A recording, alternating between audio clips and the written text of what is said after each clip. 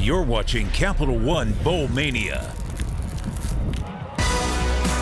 Welcome to the Military Bowl, presented by Peraton, as part of Capital One Bowl Mania. We are in beautiful Annapolis, Maryland, the capital of the great state of Maryland, at Navy Marine Corps Memorial Stadium. A terrific matchup to kick off this afternoon and the evening of football. Riley Leonard and Duke against John Rice Plumlee and UCF. Mike Elko and Gus Malzahn reacquainted after some tense matchups in their SEC days as well. Hello from Annapolis, Kevin Brown, former Georgia quarterback Hudson Mason. Some bowl games are a lot easier to sell than others. This is one of those. Two high-powered offenses, two emerging programs. UCF in its final game before going to the Big 12. Duke, one of the great turnarounds in college football this year, and two of the most exciting quarterbacks in the country. Yeah, you like dual-threat quarterbacks. I think you're in for a treat today. We got two of the best that we've seen all year. I think coming into today, what's interesting for Mike Elko is you cannot rave enough about the turnaround job that he did in year one. Comes in 8 games, wins it, ACC Coach of the Year, hits on the coordinator hires, finds the right quarterback at the beginning of the year, and it's amazing when you find the right quarterback in the right system, everything else falls into place. And then for UCF, a lot has changed since UCF last played their conference championship game. 2 new coordinators now for Gus Malzahn, a lot of players out, whether portal or transfer, so I'm interested to see how that gels together today for UCF, especially on the defensive side of the ball. And they have to face, as you said, the right guy at quarterback. Riley Leonard, lightly recruited player out of high school, in a fierce competition just to win the job this training camp, and here's what he's done. Yeah, amazing to think at the beginning of the year they didn't even know who their quarterback was going to be, and boy, did they make the right decision. 20 passing touchdowns, 11 rushing. Riley Leonard leads his team in rushing and passing. The entire offense is around the legs of Riley Leonard, and if you don't have a game plan, he's going to make you pay in the pocket and outside. For John Rice Plumlee, meanwhile, for UCF, we talked to a coach earlier this year. We asked him how fast is John Rice Plumlee. He said Michael Vick fast. Yeah, it's like DB fast. Like, he will be the fastest guy on the field today, regardless of the position. And when you think back to some of the best offenses that Gus Malzahn has had in his coaching career, he always has a dynamic playmaker at the quarterback position, and that's exactly what Plumlee is. He transfers from Ole Miss, is playing quarterback now, and has had really a great first year in Gus Malzahn's system. And everything in this offense is predicated around the quarterback runs. Those set up the other runs, and it sets up the pass. And it'll be a challenge today for Duke to have a game plan to contain them. It's actually turned into quite a lovely day for late December, especially considering the weather we've seen around here and other parts of the country of late. 47, sunny, minimal wind for the first ever football meeting between Duke and UCF. Pretty memorable game in the second round of the men's basketball tournament a few years ago. Duke out of the ACC and UCF for one day more in its football life out of the American Conference. The Knights will head to the Big 12 next season. UCF won the toss, chose to receive. Charlie Hand will kick it, and Johnny Richardson will receive it. Will actually let it bounce. A line drive through the end zone. And the Knights will begin at the 25-yard line.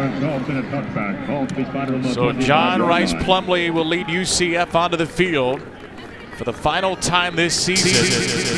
It's been just a terrific year for Plumlee. He began his career as a quarterback at Ole Miss, then transferred positions to wide receiver for a couple of seasons at Ole Miss. Hit the transfer portal, found a home with Gus Malzahn, who recruited him hard out of high school. Running back is R.J. Harvey on first down for one of the best rushing teams in the country, which will start with a pass. Plumlee with a deep shot down the sideline and incomplete. There was double coverage all over Kobe Hudson. Trying to take a shot early to Kobe Hudson, the junior, who's going to have a big day. Ryan O'Keefe, their leading receiver, left the program, and it's a very balanced offense under Gus Malzahn. They'll push tempo, but a nice job there of Chandler Rivers kind of using the sideline as an extra defender, pushing Hudson to the sideline. Yeah, if you know Gus Malzahn, you know they'll move fast, and they do here. That pass batted down. Big number 90, Dwayne Carter, the first two-time captain of Duke since Daniel Jones a few years ago with a pass breakup. Yeah, just reading the eyes of the quarterback, and defensive linemen are taught, especially in quick game, when you read the feet. If you can't get to the quarterback, try to get your big paw up and knock it down, and Carter just does that. Mike Elko's defense shows pressure on the game's first third down. And pressure is brought. Plumlee to the sideline and complete. That's Javon Baker, UCF's leading receiver by receiving yards with a gain of 12. And I want you to watch Cam Dillon, linebacker here, who replaced Shaka Hayward. He was on the blitz, and he decided to kind of pull up at the last second. If he would have gotten there, he would probably gotten a sack and prevented the throw.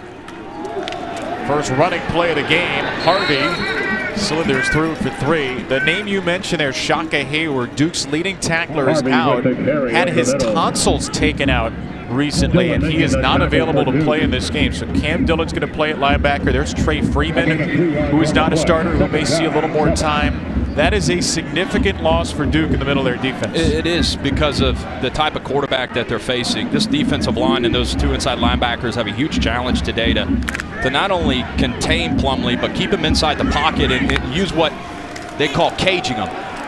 This is Johnny Richardson on the sweep. Richardson's hit low and knocked out of bounds. A couple of yards for him. Chandler Rivers, the freshman corner, came off the edge. You look at the most dual-threat quarterbacks that this Duke defense has faced this year. Jeff Sims at Georgia Tech, Drake May, Jalen Daniels at Kansas. They lost all of those games. And the common denominator there is great athletic quarterbacks for those opposing teams, and they had trouble containing those quarterbacks. I know the staff during the break went back and watched all that tape and tried to really learn from those athletic quarterbacks, and they've got one on their hands today. Quick pass on third down. It's Richardson, the running back, out of the slot. Broke one tackle and ends up a couple of yards shy of first down. Aeneas Peebles, a junior defensive tackle, made the stop. Plumlee is going to slowly head to the sideline as UCF brings on the punt team. It's always a great sign. I think of your culture when you got defensive linemen, specifically interior defensive linemen, busting their butt on a screen play. They feel the screen, they react, they run across the field, showing great effort and great energy to force the punt. UCF will use a couple of punters. This is Mitch McCarthy, who eventually gets it away. A high spinning kick and no chance to return for Jalen Calhoun. UCF will let it roll inside the 15. Where it's down by the long snapper, the All-American long snapper, Alex Ward. So a kick of 43 yards. Here is Riley Leonard. One of 3 quarterbacks in the country, double-digit rushing touchdowns, 20 passing touchdowns. The all-time Duke record, 31 touchdowns accounted for this season. And this is a program that, ever since Daniel Jones went to the draft of the Giants, has been searching for a quarterback. They finally found their man. Yeah, and he's got a bright future in the ACC and beyond that. I just think you look at the hire of Kevin Johns, the offensive coordinator, comes over from Memphis. The mixture of Riley Leonard, it couldn't have fit better for Mike Elko in year 1. Running back is Jalen Coleman on Duke's first play from the 13. It will be kept by the quarterback, Leonard, on the fake. Jason Johnson, leading tackler by far for UCF, made the play. It's a little bit of a banged-up UCF defense today. They're down a few starters.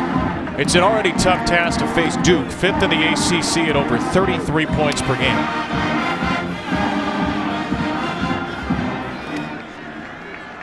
Blue Devils are more of a running team. One of 3 teams in the country with 4 400-yard rushers. They'll use a whole bunch of backs.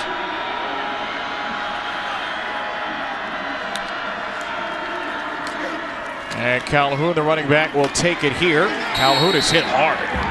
That's Kobe Perry, 6-year senior safety, as part of a decimated secondary, who's going to have to make a few more of those hits today. Yeah, new defensive coordinator Addison Williams told us they're going to have a lot of secondary run participations. They've had some injuries at the safety position this year. Devon Wilson is out, announced that he's going pro. Kobe Perry steps in for him, and you watch these safeties. They play him close down to the line of scrimmage, and they're very active. 3rd down and 4 for Duke. Leonard. He'll sling it to the sideline and complete for a first down. Jalen Calhoun.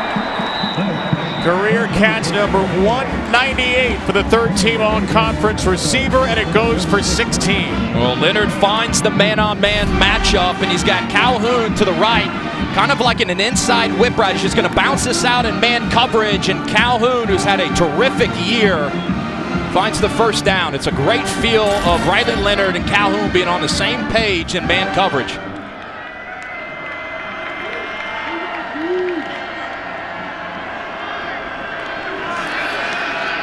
Off his first completion, Leonard was looking down the field. He'll drop it to the tight end, Cole Finney, who himself drops it. Nicky Dalmola, the usual starting tight end, not expected to be available today. So Finney, who only has 3 catches, cannot haul in a potential fourth. You mentioned all the names out and starters out on the defensive side of the ball, plus new defensive coordinator Addison Williams calling plays at this level for the first time. It's going to feel kind of like a boxing match today. The offensive coordinator Kevin Johns just kind of feeling out Addison Williams, when he likes the pressure, when not in certain situations. And I think the storyline throughout this game will be how those coordinators counterpunch each other throughout it. Third best rushing offense in the ACC. Duke gets a big gain here. Coleman nearly broke it all the way, and he drags a tackler inside the UCF 30 as Corey Thornton went for a ride. A 37-yard run by Coleman. Now watch the left side of this offensive line. You get a couple pullers out in front. You get a hat on a hat, and if you do that for Jalen Coleman, he's got that second and third gear. And he can do the rest. And this is a deep running back room for the Blue Devils, and they get a lot of fresh legs in there. And they beat a lot of teams, especially in the second half this year, wearing defenses down with fresh legs in the running back. Running back is Jaquez Moore on this first down. It'll be Moore's turn to dance through the left side for 3. Mike Elko spent a long time as a defensive coach waiting for this opportunity to take over a program. 18 years as a defensive coordinator, most recently at A&M. But when we talked to him during the week, he said, look, just because I'm a defensive guy doesn't mean I don't want to score points. Yeah. He likes having an explosive offense. Yeah, you're right. And a lot of people kind of question, why would you take the Duke job and leave Texas A&M? Well, a defensive head coach turned Duke around from no conference wins last year to 8, maybe 9 at the end of this. And you're right, he's a defensive-minded guy, but it's been the offense that has led the way for this team this year. Inside a handoff here to Moore.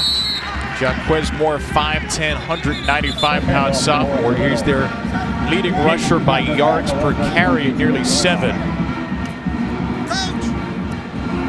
Leonard is Duke's leading rusher. Moore is their leader in yards per carry. And then Jordan Waters, who's not been in the game yet, leads them in total carries. It's Coleman who has the big play today. So you're going to see a lot of different players involved in the run game for Duke. 1 rushing touchdown shy of a school record. They've got 28. But a passing situation here on 3rd down. Leonard, though, will scramble. He will use the legs and trickle down to the 15. First down, Duke. Well, you've heard of RPO, right? Run pass option. Kevin, this is a pass run option. Receivers are running, but look at the offensive line. This is a quarterback draw. And it's the exact opposite of run pass option. It's still a combination where the quarterback gets to make the decision, but the pass is the first option and the run is the second option. And if he's going to throw it, the ball has to come out quick. Otherwise, it'd be an ineligible man downfield. But how do you defend that? I mean, that is next level stuff and design by Kevin Johns. UCF bails, only rushes 3, and it was the perfect design play call. Quarterback draw right into it.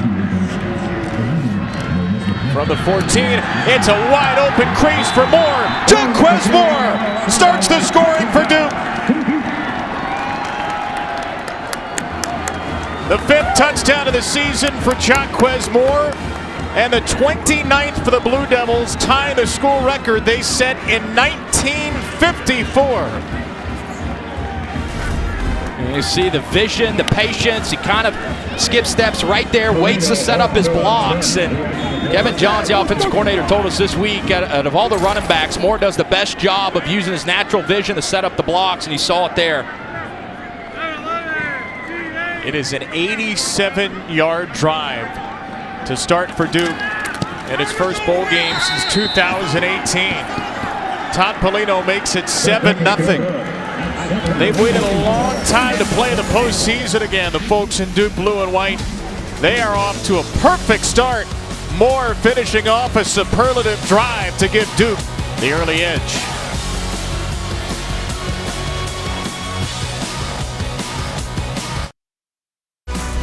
The Military Bowl is presented by Peraton.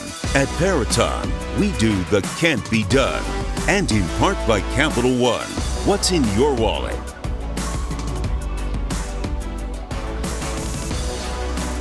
Duke and UCF fans have made the trip to Annapolis for the first Military Bowl since 2019. The last couple of editions canceled due to COVID. And Duke in its first bowl game since 2018, the lead on a 14-yard touchdown by Jaquez Moore. Third member of our broadcast crew today, Marilyn Payne. Let's check in. UCF gives the perfect opportunity to punctuate just how much it's improved this season. Mike Elko says, look, I love how much our offense is rightfully celebrated, but our scoring defense was 127th in the country a year ago, and this unit is 36th ranked right now. He says that this explosive offense, the trickeration, and John Rice Plumlee give his D the opportunity to stamp their season improvement the way that they know they want to. One of the biggest jumps in the country, Maryland, and under Mike Elko and his crew, no surprise. There's a big run here, though. Johnny Richardson will rumble for a UCF first down and a gain of 13.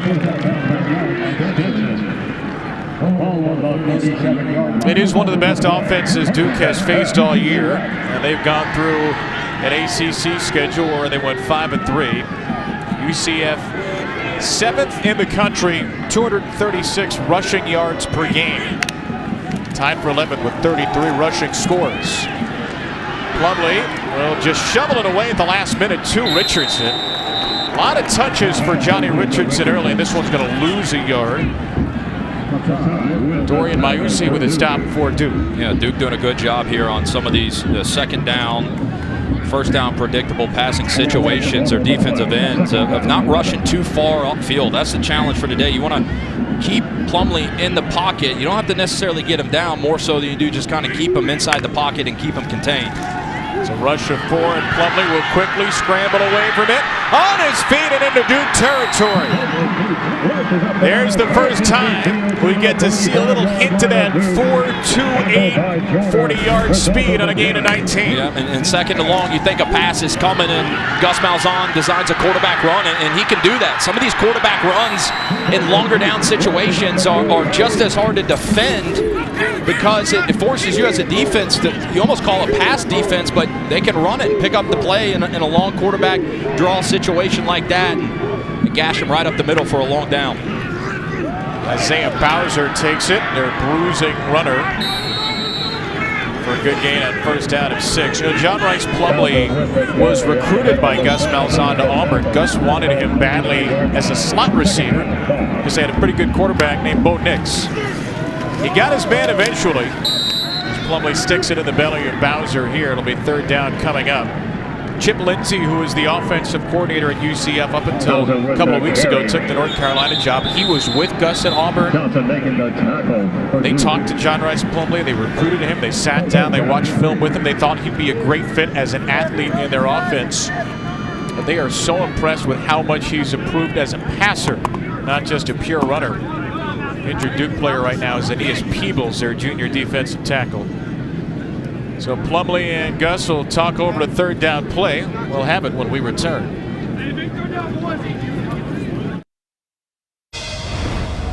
The College Football Playoff Semifinals, Saturday, December 31st on ESPN. On ESPN and everywhere else, our megacast, including Pat McAfee's show, Field Pass on ESPN2 with Pat, RG3, Colt Kubelik, AJ Hawk, Darius Butler, and more. Plus, everything you could ever want in a football game. Command Center, Skycast, all 22 hometown radio calls. You can find it all streaming on the ESPN app. 3rd and 3 here in the Military Bowl for UCF. A very good third down offense against a very poor Duke third down defense. And a run play to Bowser. The kind of play that makes you think Gus Malzahn's going to go for it on 4th down. Yeah, I mean, typically in this down and distance, 3rd and 3, I think he's going to keep his offense on the field, especially with how much they love to run the quarterback plays with Plumlee. See the 4th down numbers there. Tied for 14th in the country at 65%. They are 17 for 26. It's going to be Bowser to take a direct snap here. And Isaiah Bowser, the all-conference running back, has it easily over the right side. A gain of 4 and first down nights. Just a Gus Malzahn staple in short yardage. Wrap the guard and get you a big, bulky running back. Isaiah Bowser at 220 yards. Just needs 1 yard to get it, and virtually impossible with that short of a distance to go. Stop a big, bulky running back, powerful in the lower body like Bowser is. They call that one the Wild Bowser in Orlando.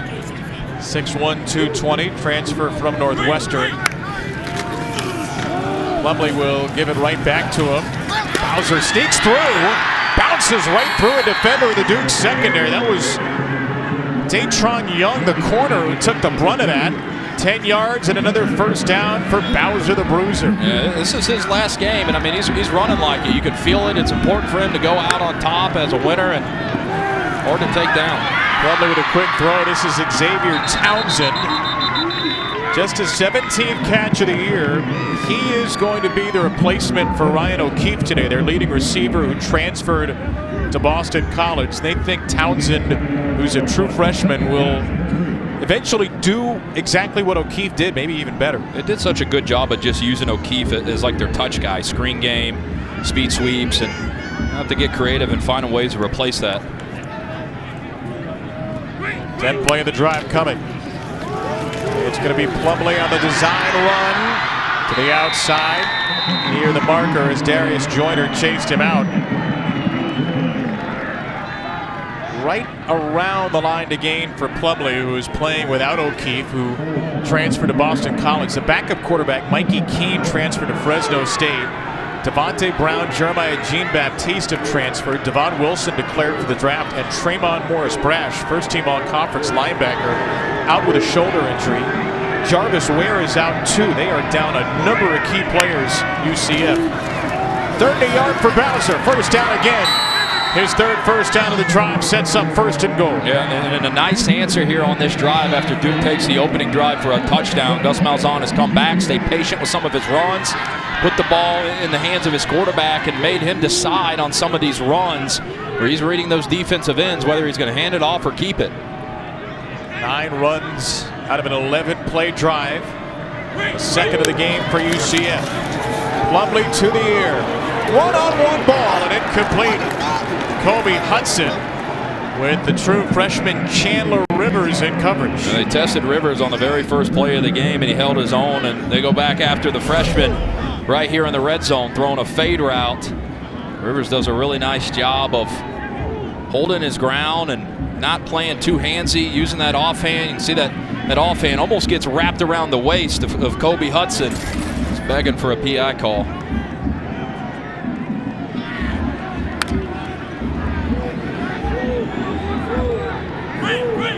Richardson, the running back, in motion, a fake to him. Plumlee gets away from a defender, inside the 5, diving for the end zone, and he is down just short of it. John Rice Plumlee ruled down at the 1, maybe inside the 1, and UCF will try to snap it quickly. And this is what you can't do because of how lethal he is in extended plays. Duke's defensive, they just kind of stop. I mean, they did the first part of their job, which was flushing them to the sideline on the bootleg, covered it perfectly, but then they didn't rally to football, and Plumlee just feels that. He ends up picking up more yardage than he should have. They're going to bring in Bowser to take a direct snap. And Mike Elko is about 20 yards on the field right now in the face of the official, screaming for a timeout. Looked like UCF was ready to snap it, and then they decided to go full substitution package for the Wild Bowser. We'll see who takes the snap on 3rd and goal from the 1 when we return to Annapolis.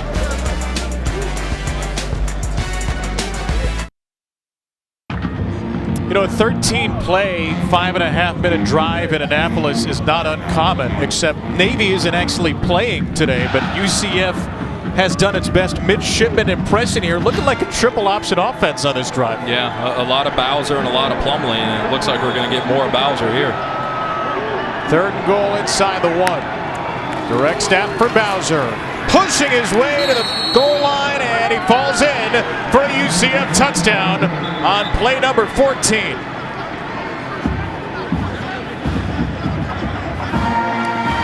Direct snap to Bowser for 4th and 1 earlier in the drive. Direct snap to Bowser on a 3rd and goal from the 1, and he punches in his 15th touchdown of the season. A lot of wild Bowser there on that drive. They get back in this, fake the jet sweep. Everybody in the stadium knows 1 yard out, Bowser's getting it, and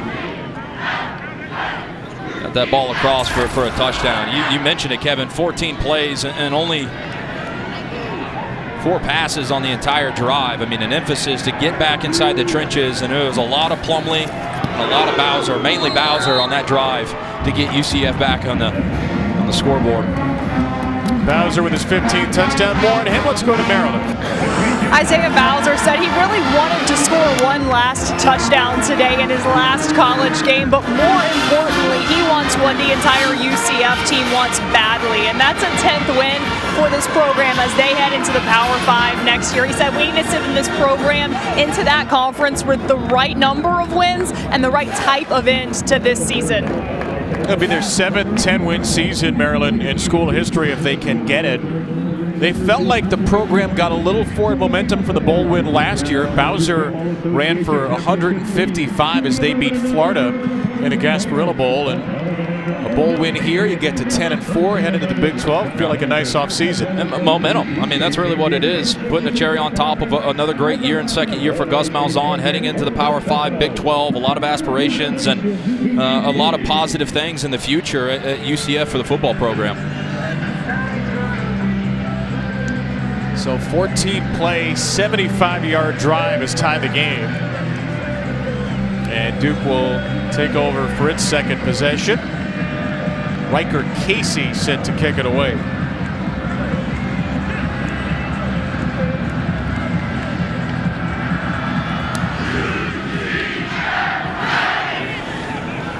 Fair catch made by Terry Moore. Duke will start from the 25. Saturday night on ESPN, ESPN Deportes, and the ESPN app, the college football playoff semis. We start the Verbo Fiesta Bowl, number 2 Michigan and number 3 TCU at 4 Eastern, 1 Pacific, then number 1 Georgia.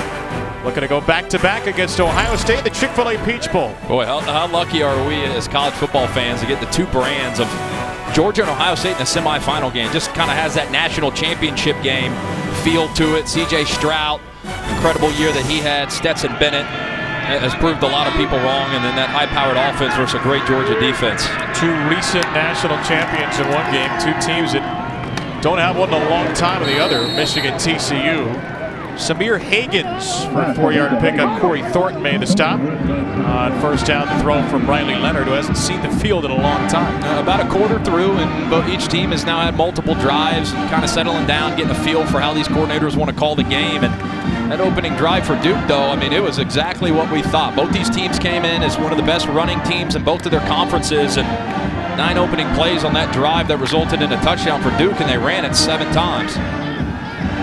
Jordan Waters running back for the first time, and Waters will take it through the middle. Set up a 3rd down and short. Walter Yates made the stop for UCF. Just feel like, Duke is just that type of team. Kevin Johns wants to run the football. It all starts with the run everywhere he's been, from Texas Tech to Memphis. He's had great running production follow him, but he just wants those safeties to start to get a little lazy with their eyes and start to creep down from 12 to 10 yards, and then that's when they're going to try to take their shots over the top. Couple of tight ends will motion here. And a running play on 3rd and 2 for Waters. Only got a yard out of it. UCF's front 7 holds up. It's Ricky Barber, all-conference pick, first-teamer, defensive tackle on the stop. Duke has not brought the punt team on to this point, but they will late. They'll go put one upon it. He wants to go for it, but he just is thinking to himself, ball my side, tie ball game early in the first quarter. I got to punt it, but Ricky Barber, big 300 pounds right there, loaded right over the center of Jack Burns. Soaks up that double team and allows some of those other guys for UCF to come make the tackle. On-conference punter Porter Wilson with a deep one, bouncing at the 10. This will end up being a very nice punt by Wilson, 57 yards on the final play of the first quarter. So exactly 2 drives apiece in the first quarter and exactly 1 touchdown apiece. Jaquez Moore in from 14 for Duke. Isaiah Bowser in from 1 for UCF. Big ground game. Fun start between UCF and Duke in the Military Bowl.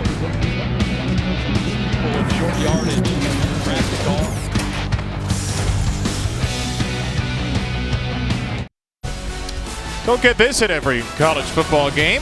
An enlistment ceremony. Oath administered by Vice Admiral Sean Buck for 100 young men and women enlisted into each of the 6 military branches. Vice Admiral Buck is superintendent of the U.S. Naval Academy right here in Annapolis. Beautiful state capital of Maryland. First play, second quarter is a draw. Johnny Richardson spins away from a defender. And Richardson run out of bounds by Jalen Stinson after 19 as UCF starts its 3rd drive after a 14-play touchdown drive in the first quarter. Yeah, a little draw action. Getting your eyes out there makes those linebackers hold for just a second and allows some of those offensive linemen. Matthew Lee pinned down Lakai Paule at right guard. Up there getting a block. Mausi for a big game. A whole lot of Richardson so far. Plumlee will pull it away from him here. And he was run out of bounds by Darius Joyner. John Rice Plumlee missed the Memphis game this year, was dealing with injuries down the stretch. A couple of things were banged up. Gus Malzahn told us he felt like he ran Plumlee a little bit too much this year, but thought John Rice would feel better after the layoff between the end of the season and today. And I think talking to Goss, he realizes that maybe the hamstring injury attributed to that overusage down the stretch, but you know, it's so hard not to use him when you see how capable he is with his legs and what he can do. Broken down play here, and a sideline completion to Xavier Townsend. That should be good for a first down, right on the marker for 9 to move the sticks. One of the areas we asked us when we met with him where Plumlee can get better in the offseason is that just kind of throwing on the run, being a more accurate passer consistently, and that's a strike right there on the run. There's nobody there to contain him, and he keeps his eyes downfield. I mean, earlier in the season, he would have tucked that and run it, but sees Townsend for a big gain and hits him right in the chest. R.J. Harvey checks in. And Harvey takes the ball on first down. Tripped up from behind by Vincent Anthony Jr. Gus Malzahn's coached some pretty good quarterbacks in his day, notably on the staff at Auburn for the national title teams from Cam Newton. He told us the difference between Cam and John Rice, I would work on those zone reads with Cam. It got to the point where I just said, go ahead and run over everybody. With John Rice, I'm saying only run them over if the game's on the line. He doesn't want him to get quite as beaten up as he was toward the end of the year. Well, he's going to pitch it behind Townsend here, and Townsend lost his footing in a sea of Duke blue. There is Joyner right there, the safety position.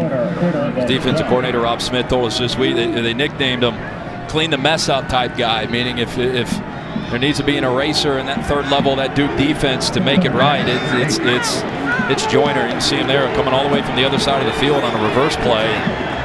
Here on third down, this is the situation you don't want to be in going against a Mike Elko defense with all these guys walked up to the line of scrimmage. Who's coming and who's not? They're going to bring 4, drop 3 back. Plumlee running for his life. Has to make a decision. He did not. He was drilled by Trey Freeman. And the first career sack for the redshirt freshman from Durham comes in the postseason. Well, this is the situation that Duke wants to get UCF in. Long, predictable passing situations where Plumlee has to stand inside the pocket and make reads, full progression reads, and identify the right pressure. Who's coming, who's not, slide the line. It's just not really their forte yet. And it causes a lot of confusion with the offensive line. And what a big play on 3rd and long. McCarthy's punt fielded by Jalen Calhoun at the 30. No Shaka Hayward for Duke, but it's Trey Freeman who gets his first sack instead. Yeah, coming from that 3rd level of the defense, flying around just like Mike Elko told us he would. Duke and UCF tied up here in the Military Bowl.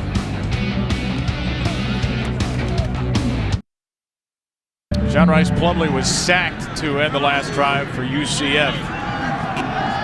Duke defense makes its second stop in 3 drives, gets the ball back for Riley Leonard and company. This 8-4 Duke team looking for its first 9-win season since 2014.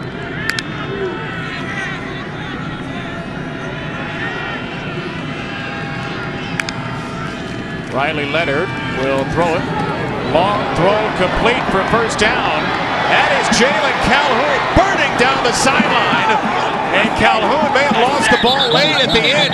UCF thinks it has a takeaway. And UCF does have a takeaway. Brandon Adams came up with it after a wild ride down the sideline by Calhoun.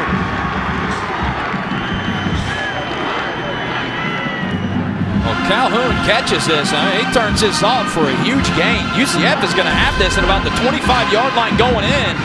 I'm going to take a second look and see if he stepped out there, but a great job of Adams playing through the whistle, stripping the ball out from behind, and what a turn of events for UCF. Goes from giving up a huge chunk yardage play to getting the ball back. I don't know if they're going to take a second look at it, but it might have looked like Calhoun had come close to stepping out of bounds on that Duke sideline.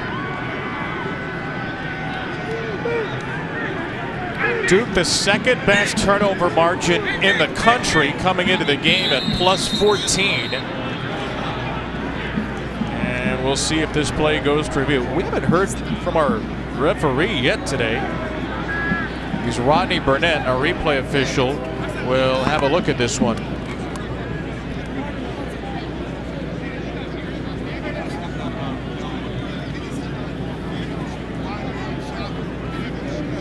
It's a 45-yard catch. A fumble forced and recovered by Adams, but did Calhoun step out? We'll have that answer on the other side.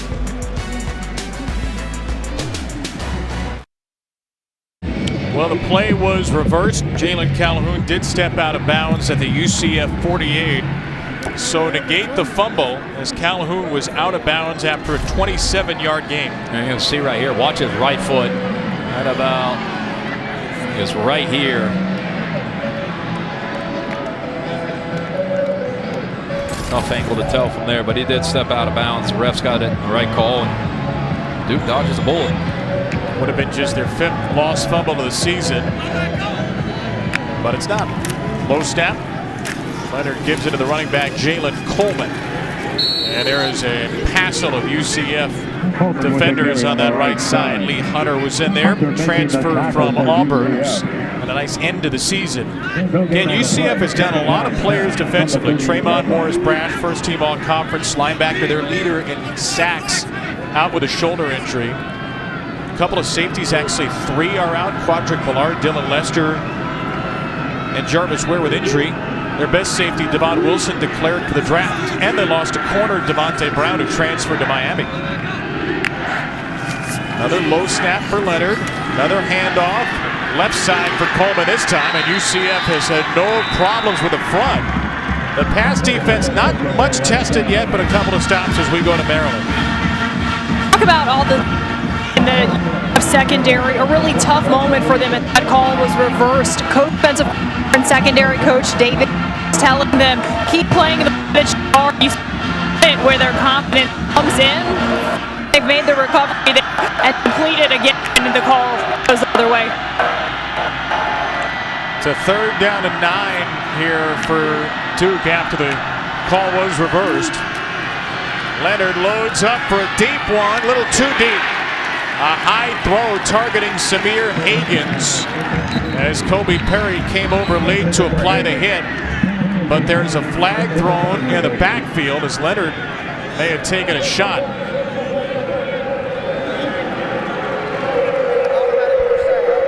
All right, some trouble with our referee, Mike. That's Rodney Burnett. It is a personal foul, roughing the passer against Ricky Barber, though. And the first penalty of the game extends the drive for Duke. All right, talked about UCF has had trouble getting to the quarterback this year in terms of sacks, and how frustrating it is right there. They get close to him. Kind of hard to tell from that angle. Roughing the passer. It's the helmet-to-helmet contact that made the referee, that back judge, throw that flag, and really Barber doing that, bails Duke out because that pass from Leonard was really never a chance of getting completed. Kind of forced it in over there on the sideline. UCF was going to get the ball back on a punt. A fake to Jaquez Moore. Long throw to Calhoun. Hangs onto the ball this time. Jalen Calhoun brought down by Brandon Adams. Now 3 catches for Calhoun today. That's good for 200 career. He is the 5th player in Duke history with 200 career catches.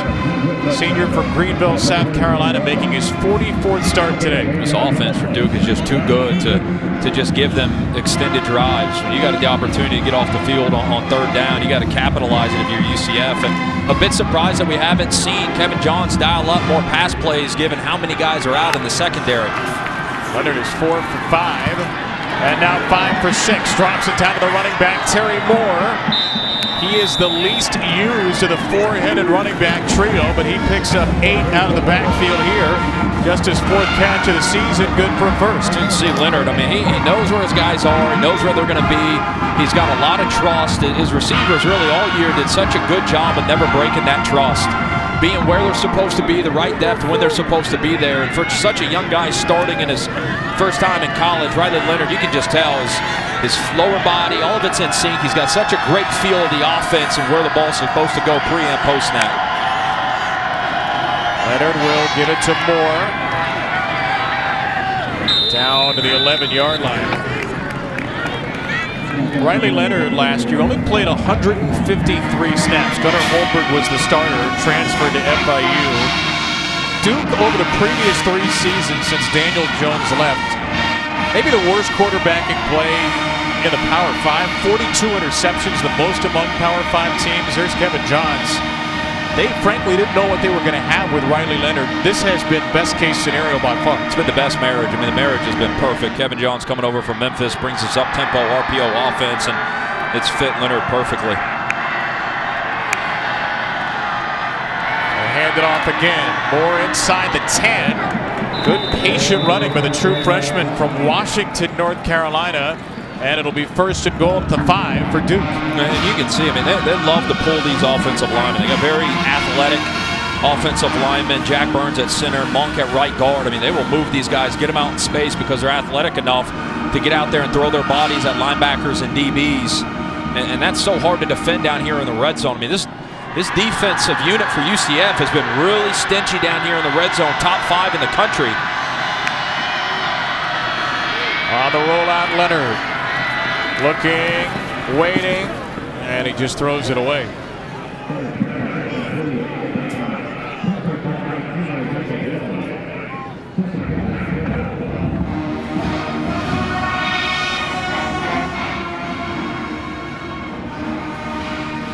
Kevin Johns, the offensive coordinator at Memphis for 3 years. Texas Tech the year before that had the number 4 passing offense in the country.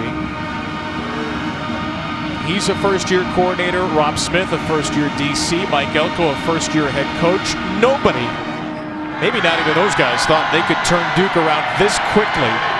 1-17 in the ACC the previous 2 seasons. 2nd and goal handoff. It is Jaquez Moore, and Moore is absolutely walloped. Kobe Perry leading the way. Cam Moore in on the play as well. And it'll be 3rd and goal. The 5th-year senior Perry watching right here. He's going to show up in your screen and just great mechanics, great tackling mechanics. There's so many guys there when that ball carrier goes low, they go low, and that's how a targeting happens.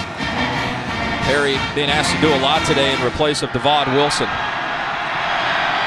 Calling their firecracker, former All-American in the FCS at Austin Peay.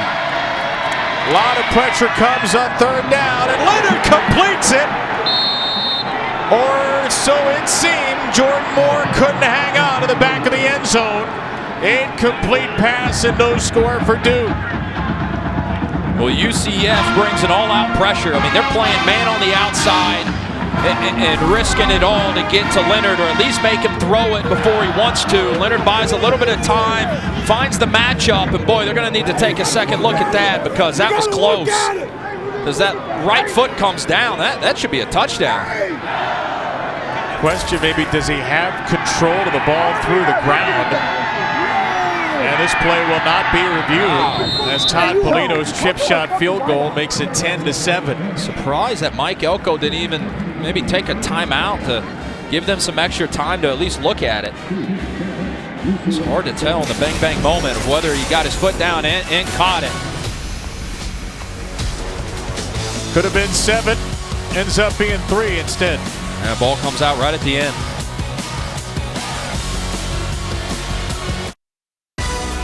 The Military Bowl, presented by Peraton, is brought to you by 3M Science, applied to life.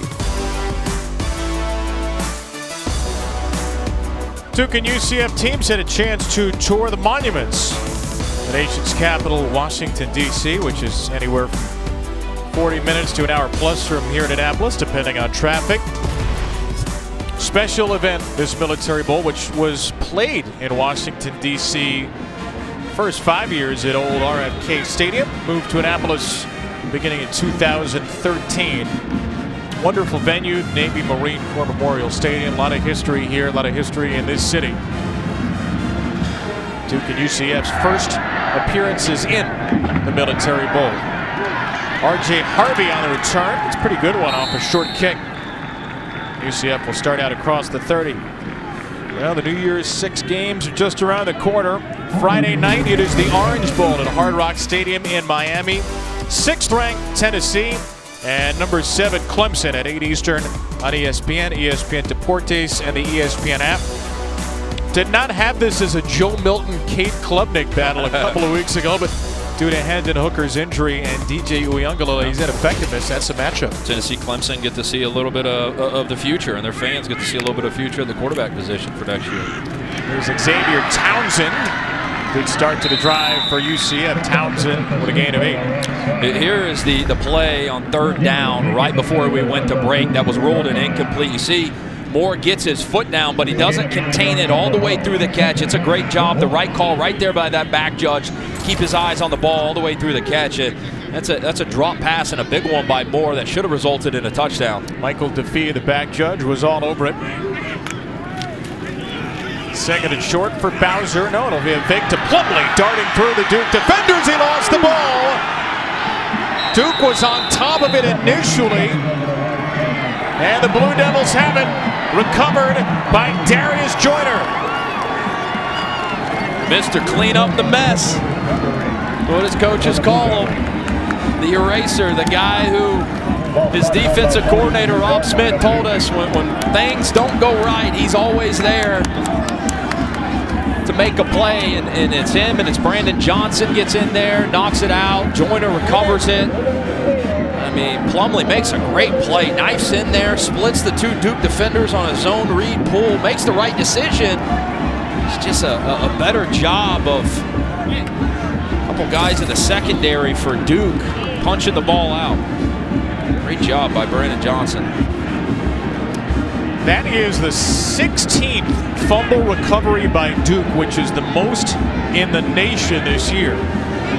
Break a tie with their ACC brethren Louisville. 16 fumbles recovered in 13 games. Great field position for Leonard, who will sling it out of the backfield to Jalen Coleman.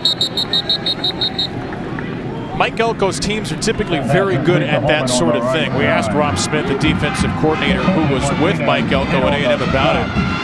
He said every week they have a ball disruption circuit. They mirror the throwing hand for quarterbacks someplace. They work on how to glove a ball, how to jab the ball out. They have 6 different circuits. One day you go through 3, another day in the week you go through 3, but every week it is a particular focus there. And a lot of teams do practice that. I mean, they'll start practice emphasizing all the turnovers and things like that, but it's a whole nother thing for it to carry over into the game, and boy has it this year for Duke. One of the best in the country in forcing turnovers. Another rollout for Leonard across the field, and that's the tight end Cole Finney. Shrugged off another big hit by Perry, and Finney, who had a first quarter drop, has his second quarter catch at 12. Well, Leonard just keeps holding it, buying time, floating to his right, and finds this big 6'7" tight end Finney. Keeps working for him across the field, and that's what you love as a quarterback, guys that don't quit on you, don't pull up, they just keep trying to find that soft spot in the zone, and at 6'7", Finney is easy to find. from the 44 of UCF.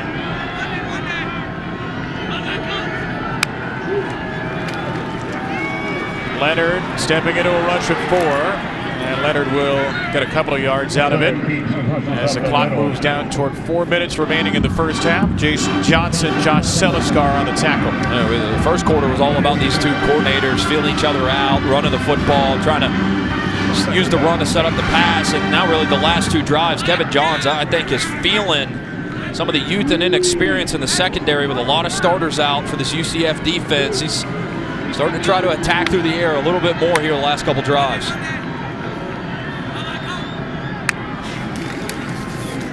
Be a run play here for Coleman. And now you'd expect Duke to try to test that young secondary, which is down 5 players today, 4 safeties and 1 corner. Unless you want to count Jarvis Ware as a corner. He was originally corner. Yeah. He moved to safety because they had so many safeties hurt, and he's out today with a lower body injury. And they already are down two safeties, ACL injuries this year, Devad not playing. I mean, and this is a down, you know, the tendency down with new defense coordinator Addison Williams. You wonder what he's going to call differently in a moment like this in 3rd down compared to Travis Williams. Be a run play right into that secondary for a first down. Jaquez Moore. Martinez with the tackle at the 33-yard line. Result of the play. You see Leonard here pre-snap, check. Looking to the sideline and just nice slide. I mean, that's a direct snap to the running back. The running back, they practice that in practice. Hey, look over to the sideline. As I look over the sideline, the defense will chill. They think we're going to check. Running back slides in right where the quarterback is, directly behind the center. That's a creative play call there by Kevin Johns. That empty backfield, Leonard looks underneath to Moore, makes the catch, runs for a first down, inside the 5, and Moore is down at the 1. So Moore takes a direct snap on the previous play for a first down, takes a short crossing route here for 32. It'll be 1st and goal at the 1. Well, Leonard does a great job of getting the ball down to his playmaker when nothing was open down the field. We'll see where his knee hits compared to where the ball is. Did he get across the plane of the goal line? What a great decision by Riley Leonard to get the ball down. This Duke offense inside the 5. TikTok halftime report. We'll hear from Stetson Bennett ahead of their big playoff game against Ohio State, plus the difference makers coming up in the Fiesta Bowl between TCU and Michigan and Holiday Bowl. What a great game we have tonight. Joey Galloway, Greg McElroy. We're going to TikTok our way through the TikTok halftime report. Probably break down in sync for you via TikTok coming up in just a minute. And thank you. Duke is trying to add to this lead. 6-play, 57-yard drive after the fumble lost by Plumlee. Recovered by Darius Joyner. And it's been a big ground attack right now for Duke. 98 rushing yards here in this first half, 17 carries, so nearly 6 yards a pop. 5 different players have run it for Duke so far. They'll go under center here with Coleman, the running back. Leonard will get a push from Coleman, and he will easily fall in for a touchdown.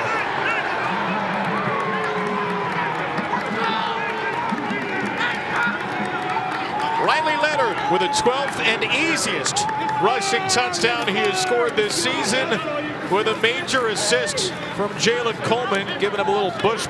It just goes down as a rushing touchdown. Nobody cares how far out it was from. Just a little quarterback sneak with the assist from Coleman. And what a drive. Duke forces the fumble back at about the 40-yard line after Plumlee slices and dices for a big gain. Duke turns around in the 3rd and 6 play on 3rd down, where Kevin Johns dials up a very nifty direct snap to his running back. And eventually get it down inside of the 1-yard line to punch it in for Duke. Cap it off here on the quarterback sneak. Kind of an awkward quarterback center exchange there between Leonard and his center Jack Burns, but now UCF down 10. Turn of events here very quickly in the last 3 to 4 minutes for the Knights, and Duke's going to get the ball at the beginning of the second half, so it's going to be important for UCF to kind of keep their foot on the gas here and try to get points before the half. This season, All-State will celebrate every field goal and extra point made by participating universities by making a donation to that university's general scholarship fund. As always, thank you, All-States. 7-play, 58-yard drive off the takeaway for Duke. Blue Devils had not had a positive turnover margin since 2014, which is also the last time Duke won 9 games. They score 7 off the takeaway today in search of win number 9 here in Annapolis. Johnny Richardson fumbles a kickoff. Has to dive back on top of it at the 19. We'll be back in 10 seconds after a message from Allen. How your team puts together a game plan is how you want to handle your money. That's why we're all better off with an ally. Back to you. So Gus Malzahn's team has 1:53 and 3 timeouts. Try to get back into this game, make it a 1-score game. As Hudson just said, Duke will get the ball to begin the second half. John Rice Plumlee with a delayed handoff. R.J. Harvey. Harvey will move up to the 25 for a gain of 6. Vincent Anthony made the stop. Mike Elko's Duke team now with 30 rushing touchdowns to set the school record. 10-point lead here in the Military Bowl as Plumlee throws it away. Some pressure was immediate. So far, Duke's done a good job of controlling Plumlee on those rollouts. A really sound game plan from Mike Elko and his defensive staff to have a plan for when Plumlee gets outside of the pocket. And some of these design quarterback runs where he's reading that defensive end there. The defensive end for Duke crash, which tells the quarterback to pull it. But then there's always been, like there was there, another Duke defender. That time, Darius Joyner coming down from the safety position. Forced Plumlee to throw it out of bounds. Called Darius Joyner's name a whole lot so far. Quick hitter for Plumlee here. Needs a block. Didn't get it. Townsend was blown up. The freshman Chandler Rivers all over that play. And a quick timeout taken by a very aggressive Mike Elko, ready to get the ball back.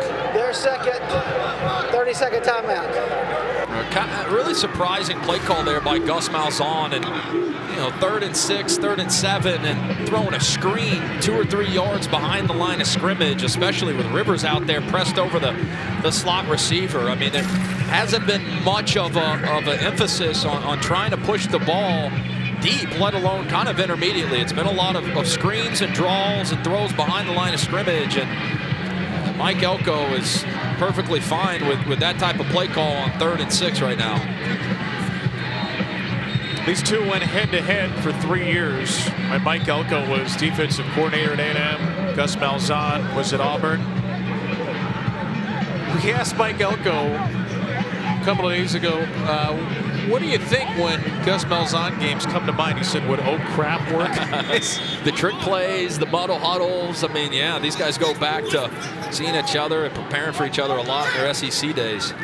But it's been major advantage Elko so far. McCarthy waits to deliver that punt. And a fair catch, Calhoun at his own 31.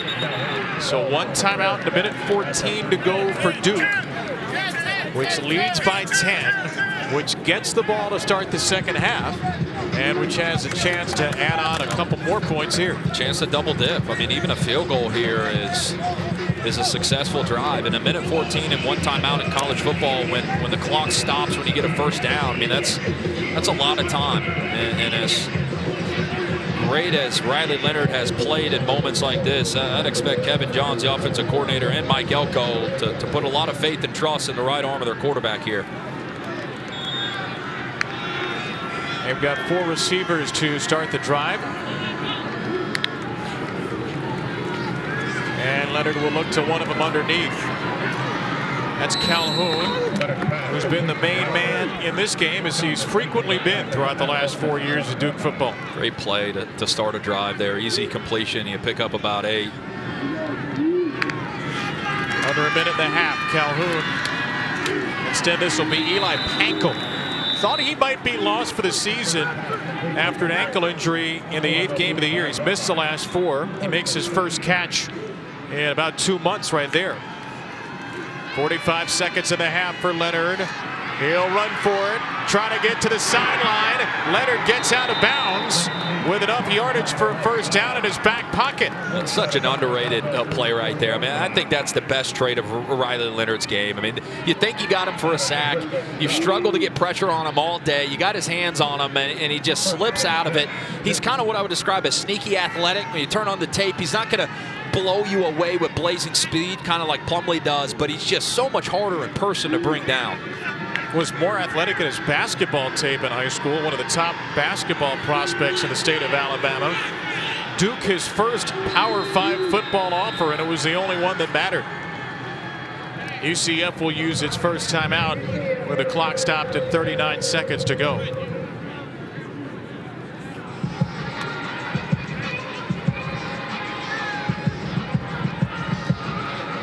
This is game 1 of an ESPN triple header of bowls today. Next up, the AutoZone Liberty Bowl. Duke, one of the great turnarounds in the country. So is Kansas, bowl eligible in Lance Leipold's second year. They'll face Arkansas for the first time in over a century at 5:30 Eastern. Then Texas Tech and Ole Miss could be pointsy in the Tax Act Texas Bowl. All those games available on the ESPN app. The opponent for Kansas is Arkansas and a very dynamic Raheem Sanders. Yeah. Remember at the beginning of the year when we were talking about Kansas and Duke both undefeated about week 3. Yep. And then Kansas knocked Duke out of the ranks in the undefeated. Yeah. And it wasn't even basketball season. We were talking about Kansas and Duke. I mean, what a year those two teams have had. We had Kansas earlier in the year. Jalen Daniels, obviously, these two quarterbacks have went on to have just great years. Great story. And Lance Leipold rewarded with a nice extension in Kansas. So out of the timeout, Leonard avoided the sack, got it down to Pankel. Duke with 1 timeout remaining. Will they use it here? Not right away. Clock ticks under 30 seconds. Down to 22 seconds. Leonard will get off the snap.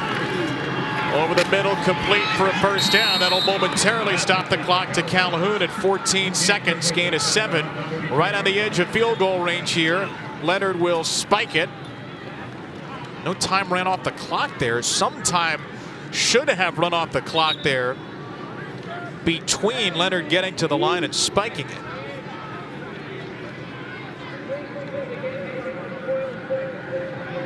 Sounds like 12 seconds from our referee, Rodney Burnett. The long field goal for Todd Polino this year is 42. This would be about a 49-yard kick. They do have Charlie Ham who can kick it from a little bit longer. But they'd like a little bit more to feel comfortable. UCF only rushes 2, drops 9, and Leonard still finds a receiver. Jordan Waters, a running back, out of bounds with 8 seconds remaining, picks up 4. Yeah, and still got that timeout. You got time for one more play with that timeout in your back pocket here. You can attack the middle of the field. You're really only talking about another 5 or 6 yards to give your kicker a very comfortable field goal range. You're already in field goal range at this point. You're just trying to make it a little bit easier on your kicker.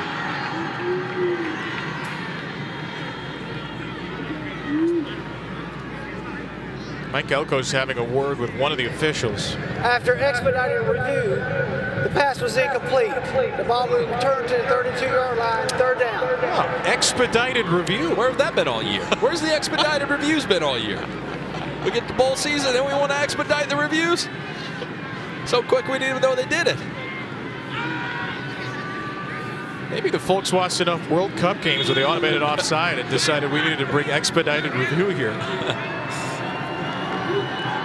Those are 2 words I'd love to hear in order again. Expedited review. So they did not get the yardage. Keep the timeout. 3rd and 10. It's a draw play. And only a couple of yards there for Waters. This will be a long field goal for Duke. And it will be Todd Polino out to try and kick it. Really nice drive there by Riley Leonard. Takes his team down with about a minute and change and a timeout. It does exactly what he's supposed to do, which is just give your kicker a shot at a field goal. Todd Polino took over the job mid-season. He's 5 for 6 with a long of 42. This one will be officially from 48.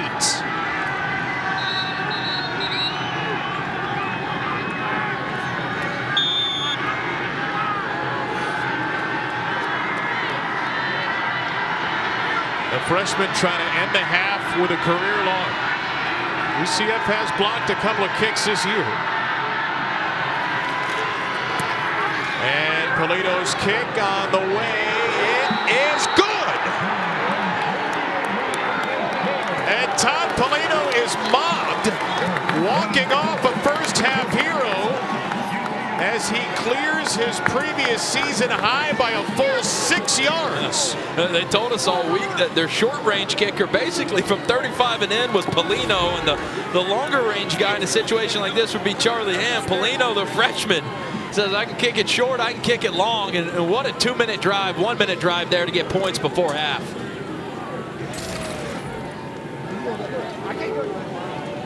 Polino good from 48. Duke will get the ball to start the half up 20-7. Great first half for the Blue Devils as we check in with the studio. Welcome back to Capital One Bowl Mania. Welcome back to the Military Bowl presented by Peraton as part of Capital One Bowl Mania. Duke will start the second half with the ball. Duke will start the second half with the lead, 20-7 on UCF. Welcome back to Annapolis, Maryland. Kevin Brown, Hudson Mason with you.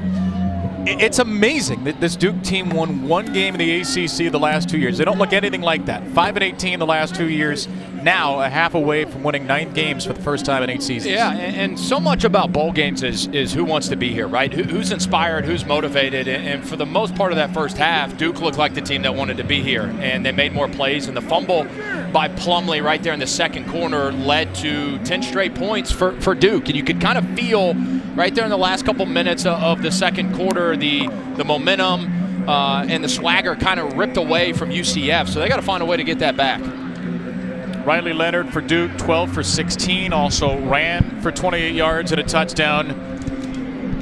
Duke gets a field goal at the horn, 48-yarder, a career long from Todd Polino. UCF without Devon Wilson, who declared for the draft, without Tremont Morris-Brash and Jarvis Ware to injury, without 4 players who transferred. It is a shorthanded Knights team, and they have looked shorthanded at times in the first 30 minutes. Duke trying to win its first bowl game since the last bowl game it played in, the 2018 Independence Bowl, where they played an American Conference opponent and won big, 57-24 over Temple. Chance to win big today if they can carry over that first half effort. They'll start at the 25 and we'll go to Maryland.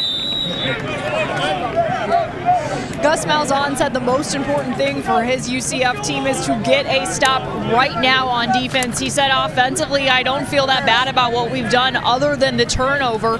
On the other side, Mike Elko felt the same way about his offense. They played well. He wishes they got 7 instead of 3 at the end of the first half. But he said up front, when we are playing on defense, we've got to continue to contain John Rice Plumlee. That'll be the difference in whether we can hold on to this lead or not. At Maryland, they've held him to just 37 rushing yards and just 28 passing. So containment gets a big check mark so far.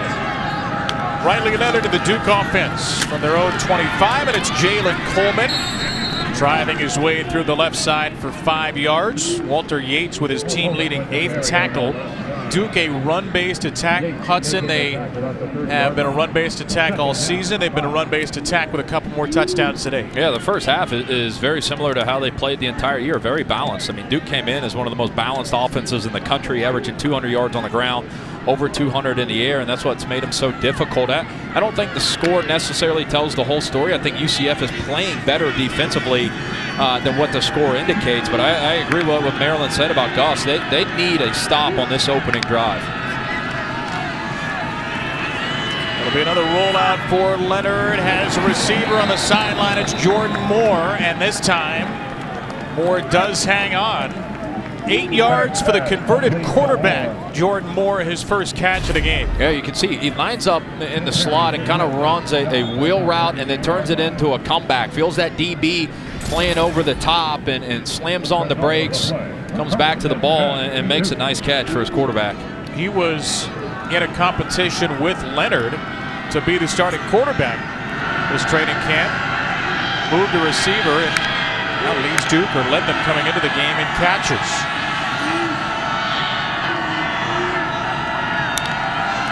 From the 38, Leonard another quick throw and an even quicker tackle. Calhoun swallowed up. This young UCF secondary getting a play off the edge. You can see the corner here for UCF just jumps it in the flat. This is the same play that Duke ran earlier in the game where Leonard checked it through the quick out route to Calhoun and he turned it up the sideline. UCF ended up punching the ball out at the last second, but Calhoun had stepped out of bounds. That's the same play, and that's a good sign early on for UCF's defense, making an adjustment after the big play and the same type of formation and route combination in the first half. That's Jakari Henderson, who is wearing a new number, hence our hesitation, and makes his first tackle of the year.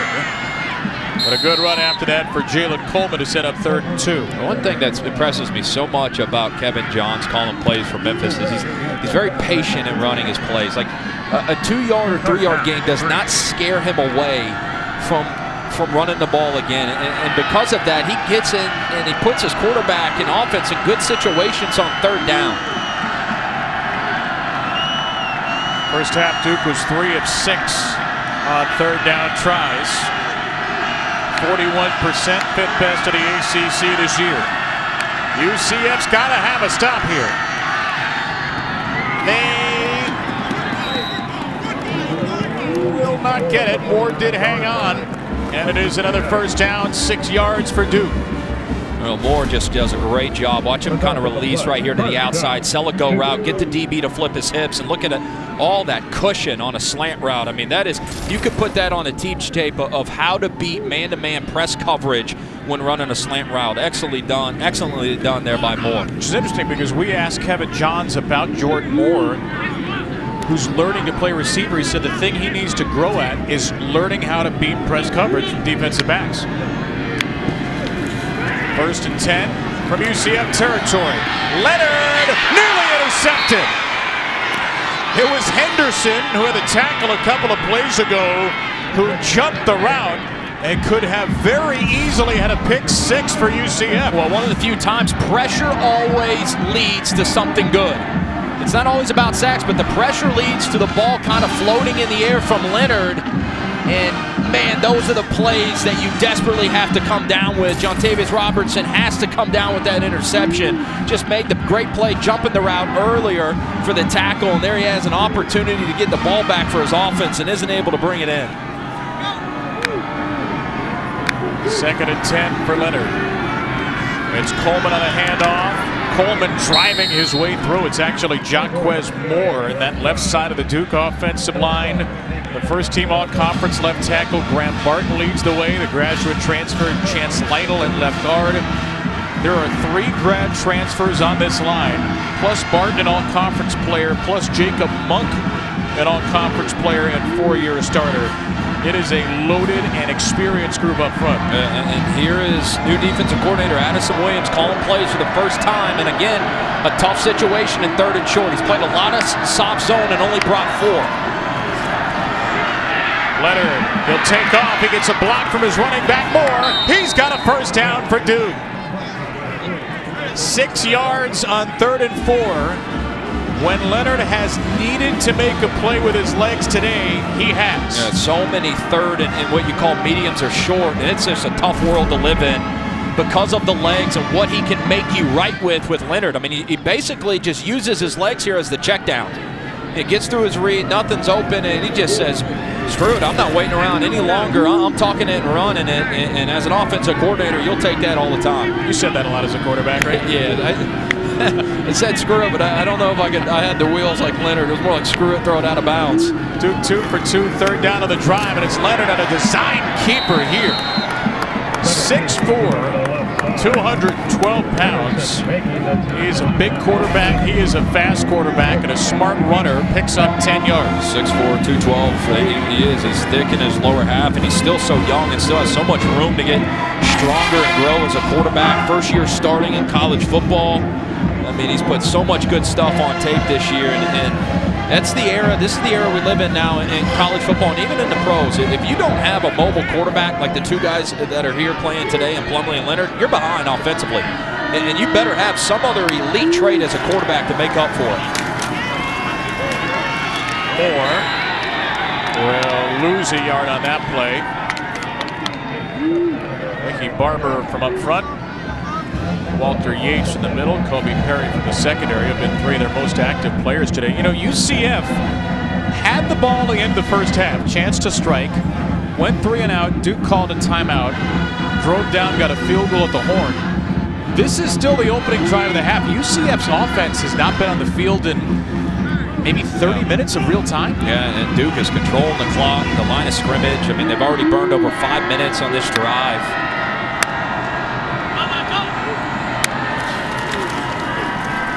Leonard off the pump fake, shimmies away for pressure, and he'll just throw it away.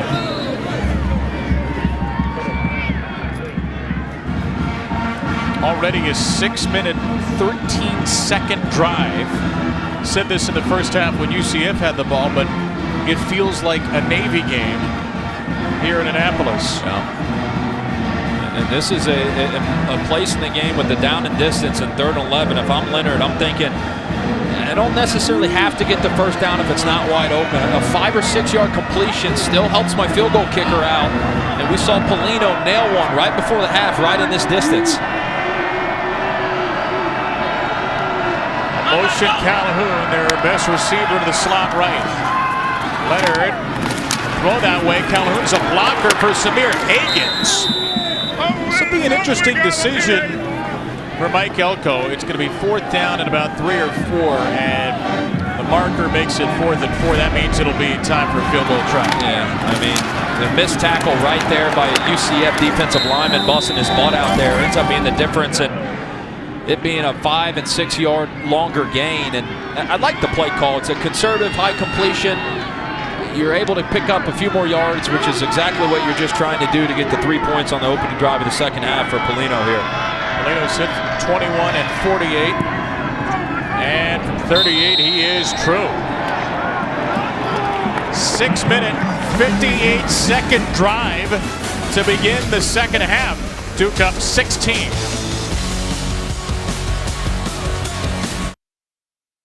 The Military Bowl, presented by Peraton, is brought to you by the U.S. Department of Veterans Affairs. New benefits for veterans with toxic exposures.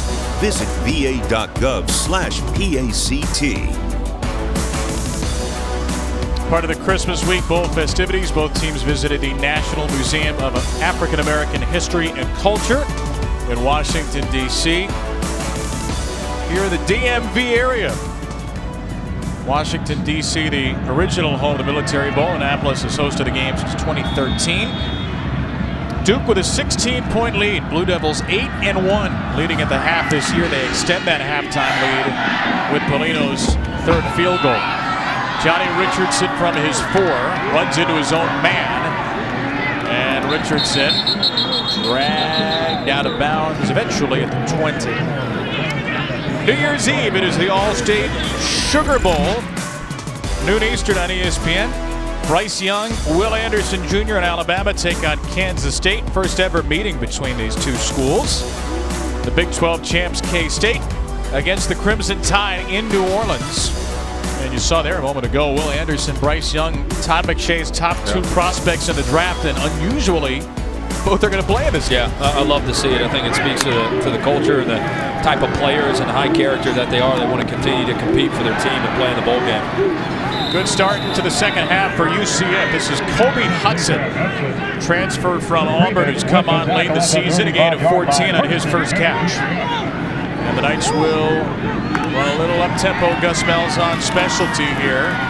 Isaiah Bowser takes the ball. Long time between offensive plays for UCF as Duke ended the first half and began the second with the ball. And now Gus has to dial up some offense. The team being doubled in time of possession right now. John Rice Plumlee off the fake. Down the field, a low throw, and Hudson is able to reel it in for his second first down on the drive. Those are some of the chunk throws, the throws that are 10 yards or more that they're going to need in the second half that just didn't exist, really didn't even try to. Only averaged 4.5 yards per completion in the first half. They get to Bowser, right back to Hudson. It's a drop. Intended for Hudson.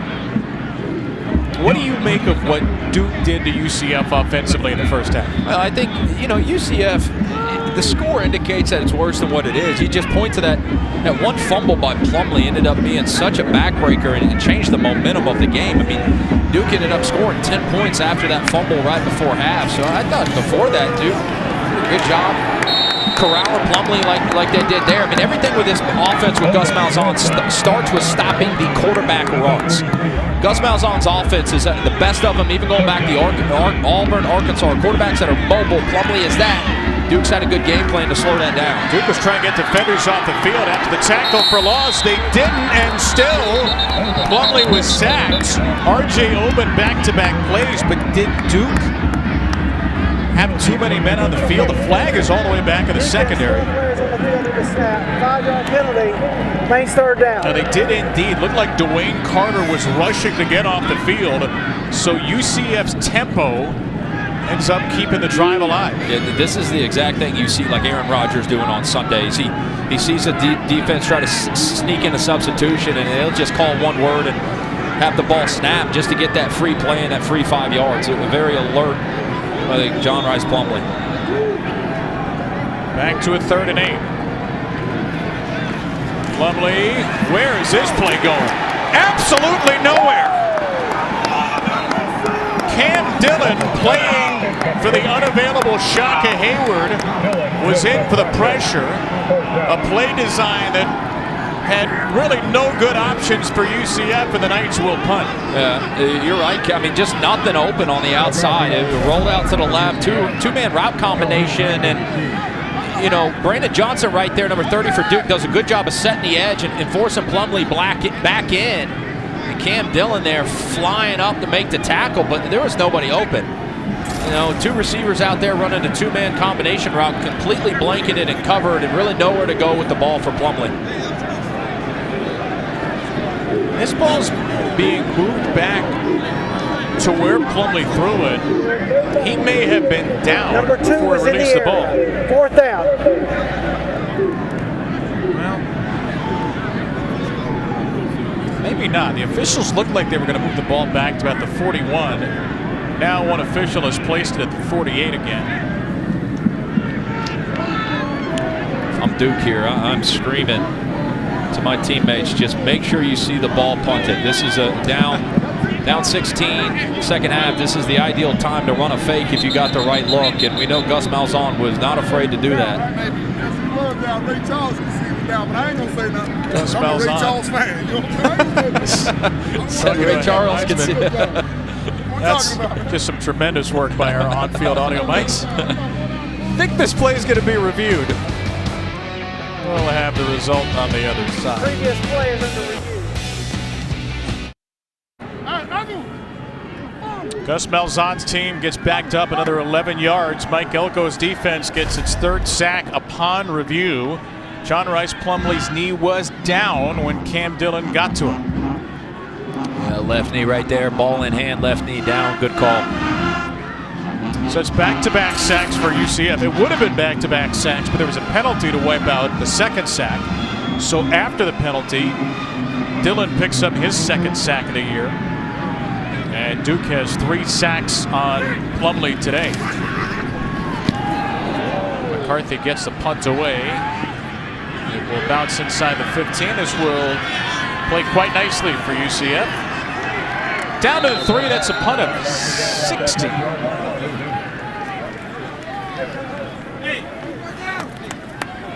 Hey, Eli Malik. Bowl season rolls on tomorrow. We get a triple header on ESPN today and a triple header on ESPN tomorrow. Starting the Bronx, the Bad Boy Mowers Pinstripe Bowl. Syracuse and Minnesota used to this kind of weather. Before Oklahoma gets number 13 Florida State in the Cheez-It Bowl, and then Texas Washington in the Alamo Bowl. Florida State finished the season brilliantly, 5-0 in the last 5, won by 28+ points per game. Great bounce back year for Mike Norvell. Sure was, man. College football is just so much better when certain programs, and Florida State being one of them, are back and they're relevant. And Mike Norvell, tremendous job this year. Finally found his quarterback, let his system sink in, and it's been fun to watch what they've been doing. In the ACC, Duke being one of them, is going to be an exciting team to watch next year. You know, Sam Hartman now leaving Wake Forest, and Drake May at North Carolina. I mean, Riley Leonard going into next year is going to be a part of that conversation as the top-tier quarterbacks in the ACC. Maybe behind Drake May, maybe he could be in the conversation for number 2. Yeah, certainly. I mean, Drake May has got a really bright future, but what Riley Leonard has done this year, to me, he's flown under the radar. Didn't play as many nationally televised games, and I think we'll put a lot of people on notice by this time next year. We'll be talking about him on a Sunday NFL quarterback. Terry Moore into the line for no gain. So UCF with really a must-stop play after the 60-yard punt. You get a stop here, the Knights are all but guaranteed to have great field position. Still a 2-score game. They just need that big play, whether it comes offensively or defensively. You know, Henderson got his hands on a pass on the drive previously and wasn't able to reel it in, and then Duke ends up going on and adding points off that drive. It's been moments like that throughout the game where they've been at the right place at the right time and just haven't been able to finish.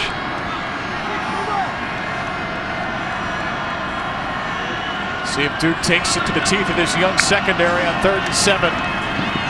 Leonard from his own end zone. A little bit too long. In the direction of Jordan Moore.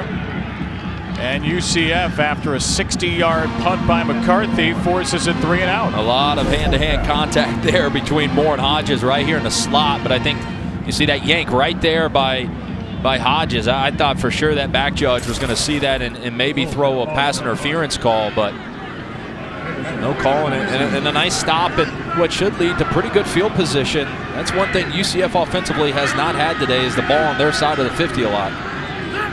Porter Wilson for the back of the end zone. Oh no, this is not a good punt. If you're a Duke fan, it's a disaster. The previous punt by McCarthy was a 60-yarder, which set the Military Bowl record. This one is a 26-yarder. That may have set a different Military Bowl record.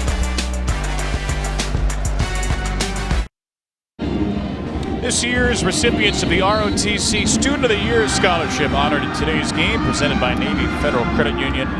Natalie S. from Utah, Jack F. from Arizona State, and Christopher C. from Villanova. Congratulations to our award winners, spanning the entire country in all branches of the ROTC to celebrate students who embody leadership, military excellence, scholarship, and community service. Best starting field position for UCF. The Duke 32, down 16, and a run of a couple. R.J. Harvey, Brandon Johnson made the stop for Duke. It is a 2-score game if you get 2 touchdowns and 2-point conversions. But UCF has been neutralized offensively, only 156 yards against the stout Duke defense. Longest play of the day has been a Plumlee run for 19. So it's usually a lot more explosive of a team than that. Plumlee with a pass here. It's Townsend out of the backfield. Short pickup here. Give him 4. 3rd down and manageable coming up. It's a spot and a moment in the game where UCF has got to take advantage of having the ball in great field position. Every other drive besides this has been started on their own 25 and own 30. Plumlee 3rd and 4, short throw, and a great tackle made on Townsend. Cam Dillon, who had the 3rd down sack on the previous stop, brought him down after 2. And this is going to be 4-down territory for Gus Malzahn. Dillon just fighting his butt off over there to bring down the receiver, because if he doesn't, it's going to be easily a 1st down. And I thought Gus Malzahn in this down and distance, down 16 late in the 3rd quarter, would go for it. Let's see if he's just trying to draw him off sides or if he's actually going to go for it. He's going to go for it. Play fake for Plumlee. looking to throw it across the field. Plumlee, sideline ball. It's, I think, short of the first down. It is by Townsend, who caught it a yard shy. So it is a 4th and 2 completed pass, short of the sticks, as the Duke pressure gets to Plumlee again. Well, Plumlee was originally trying to throw it back to his tight end, Zach Wojcik. And you'll see him here right on the right side. He's going to act like he's going to block, and then he's going to slip to the left side. Kind of a wide delay tight end throwback. And Duke did a good job covering it and really did a great job of covering everything. I thought Plumlee could have tucked it and ran right here. He only needed a couple yards. He's definitely athletic enough to go get that. I think Malzahn was maybe thinking the same thing. Thought that his athletic quarterback was going to tuck it and try to go get it himself. Been a day of pain looks on the night sideline. Draw play for Leonard. All the time in the world. All the space in Annapolis. And he slides down after a dozen. Leonard playing it safe, but with a first down in the bag for Duke. Yeah, I mean, the interior part of that offensive line just opened up like the Red Sea. And Leonard said, "You're going to give it to me. I'll take it, I guess. I mean, this is going to be easy." And pick up 15 just trotting down the field. UCF, and they feel like really ever since that fumble by Plumlee in about 3 or 4 minutes left in the second quarter, they have not been able to rebound or respond. Officially 13 for Leonard, who will throw it here and complete it into UCF territory. Samir Hagens, receiver who really broke out late in the season, gained 16. Yep, just an RPO run pass option. Leonard puts the ball in the back of belly of the running back. He's just reading that outside defender. He jumps up on the run, and it was a nice catchable ball to Shamir Hagens for a nice first down. The redshirt freshman from Philadelphia, Pennsylvania. Coaches have talked a lot about, and this is a nice deep receiving core. You know, you look at this roster for Duke, in the world of everybody leaving when they don't play enough and transferring, there's not one single underclassman yet. The Duke fans want me to knock on wood, but not a single underclassman for Duke that has transferred yet. Terry Moore with a gain of 3. This is a school that typically doesn't lose as many transfers, Duke, because of the value of a Duke degree. When we asked Mike Elko about how he recruits with the academics, he said, "We sell football first, because if you just start selling academics, you won't end up where you want to be. You get there. It's a major degree, but come play for a guy who's been an SEC defensive coordinator, developed players, got them to the NFL, play under an offensive coordinator who's developed players, gotten them ready for the NFL, and you're also going to get one heck of a degree." Yeah, I don't think you have to do a lot of selling in the recruiting process for a Duke degree. I think it pretty easily sells itself. Second down, a handoff. Moore taken down by Barber on what could be the last play of the quarter. A little hand fighting after the fact. I think what it says to me is it just speaks to the culture that Mike Elko has established so quickly. I mean, not only have they achieved expectations, and everybody had pretty much picked them to finish last in the Coastal in the preseason, but I mean, it is just, it's so rare to see guys not transferring, to not have a single underclassman that has entered their name in the portal yet. I think it speaks to Mike Elko, the culture, the players, the type of guys they recruit, and where this program's headed. The ACC Coach of the Year, and was there really even a close second? Mike Elko in his first year at Duke is 15 minutes away from a 9-win season. Fourth quarter of the Military Bowl next.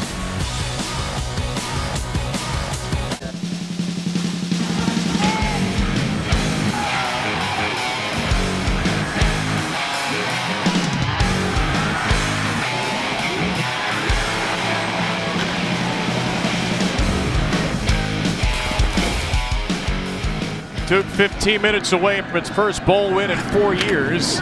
And they will start the fourth quarter by going in the wrong direction. Jordan Moore blown up on a third down play by Corey Thornton for a loss of a yard. UCF will need a lot more of that. Kevin Brown, Hudson Mason, Marilyn Payne, the first of our December 28th triple header. Hope you all had a wonderful holiday season, a happy early new year. This Duke team in search of its first 9-win season in 8 years. UCF will get the ball back down 16, having not scored since very, very early in the game.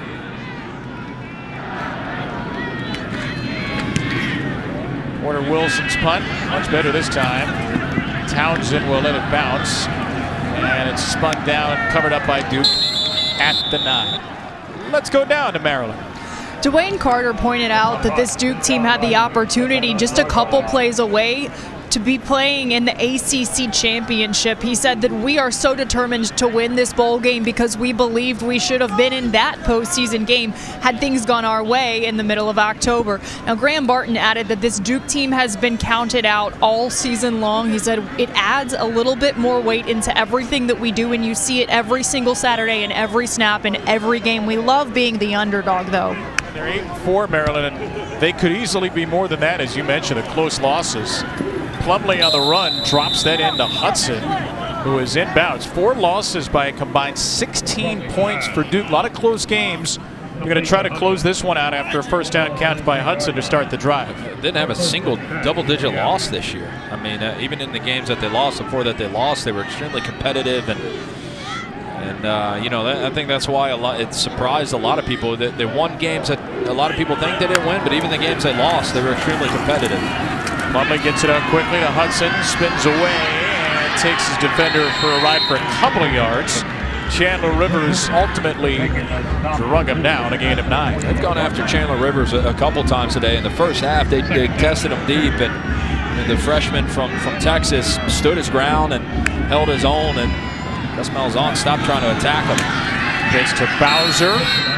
Lowers the shoulder for a first down, gain of 4. And you know Duke is going to be all right with those type of plays. Up 16, 13 minutes left in the fourth quarter. They're going to stay in this too-high shell, soft coverage, try to keep everything in front of you. And I think at this point you're just daring and maybe testing John Rice Plumlee and Gus Malzahn to throw the ball. They really haven't tried to push it down the field at all today. Plumlee was looking down the field, and he cannot elude the waiting grasp of Cam Dillon.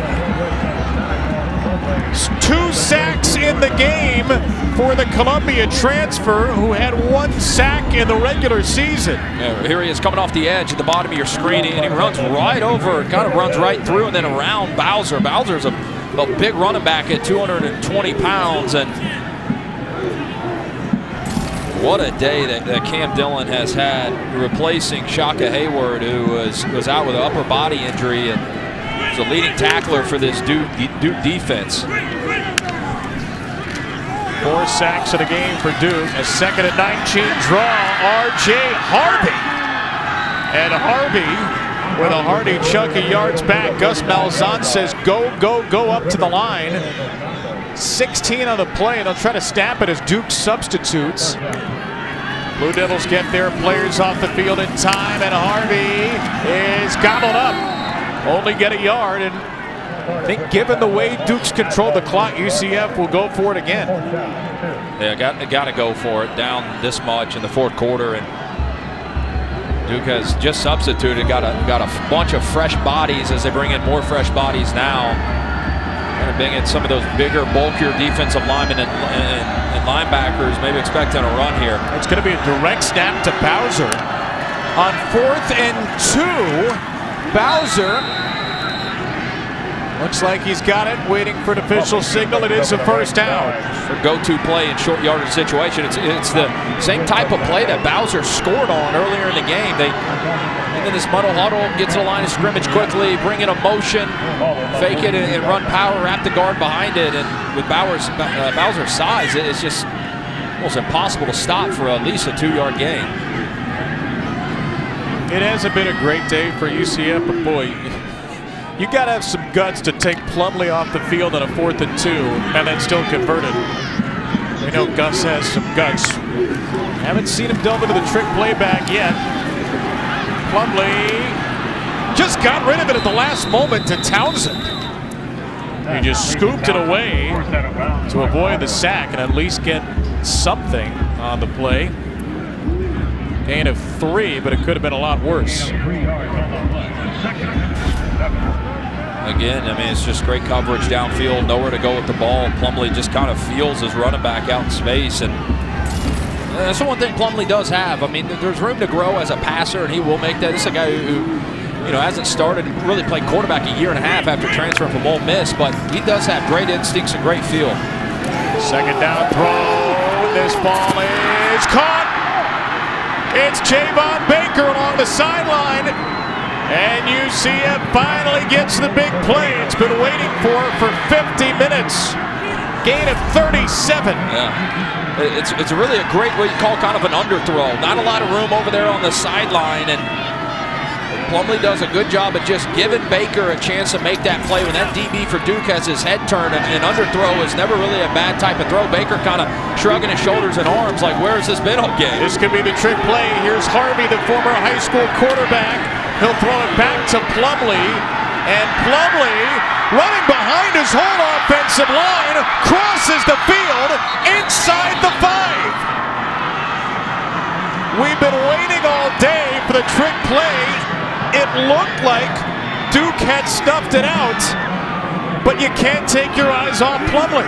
They did really sniff it out. There was nothing there. They're trying to throw it back to a UCF player down the field. It's covered, but the one thing they didn't account for was Plumlee. Wild Bowser formation from the 3. Bowser feeling out his blockers, powers in to score. Touchdown UCF.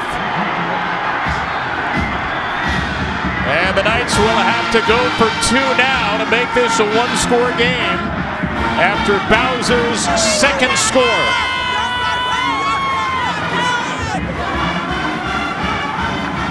Well, we talked about where the chunk yardage play is going to come from. And for UCF to get back in the game with only 9 minutes left, the dink and dunk, the 3 or 4 yards a pop, that's not going to do it. They get a big chunk yardage play from Baker in the air and then come back with a trick play.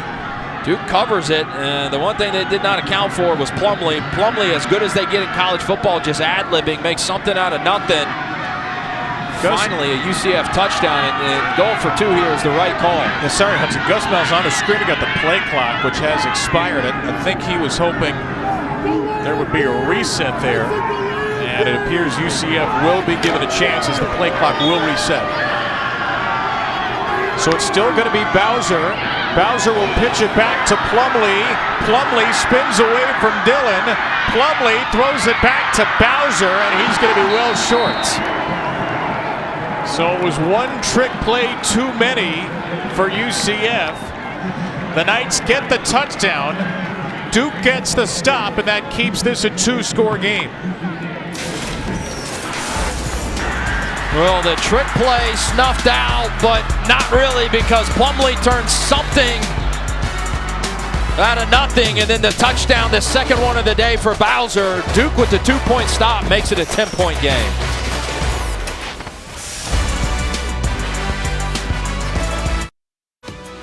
Welcome back to the Military Bowl, presented by Peraton as part of Capital One Bowl Mania. UCF gets a touchdown, Duke gets a 2-point stop. That keeps this a 2-point game with 9:03 to go. Here's the play that set up the touchdown. Yeah, it's a double pass. They're trying to throw this ball back to the tight end right there, covered, and Plumlee just catches it and plays a little backyard football. And he's as good as they get in just open space with his athleticism, his speed. Gets this down to about the 1-yard line, and then Bowser punches it in.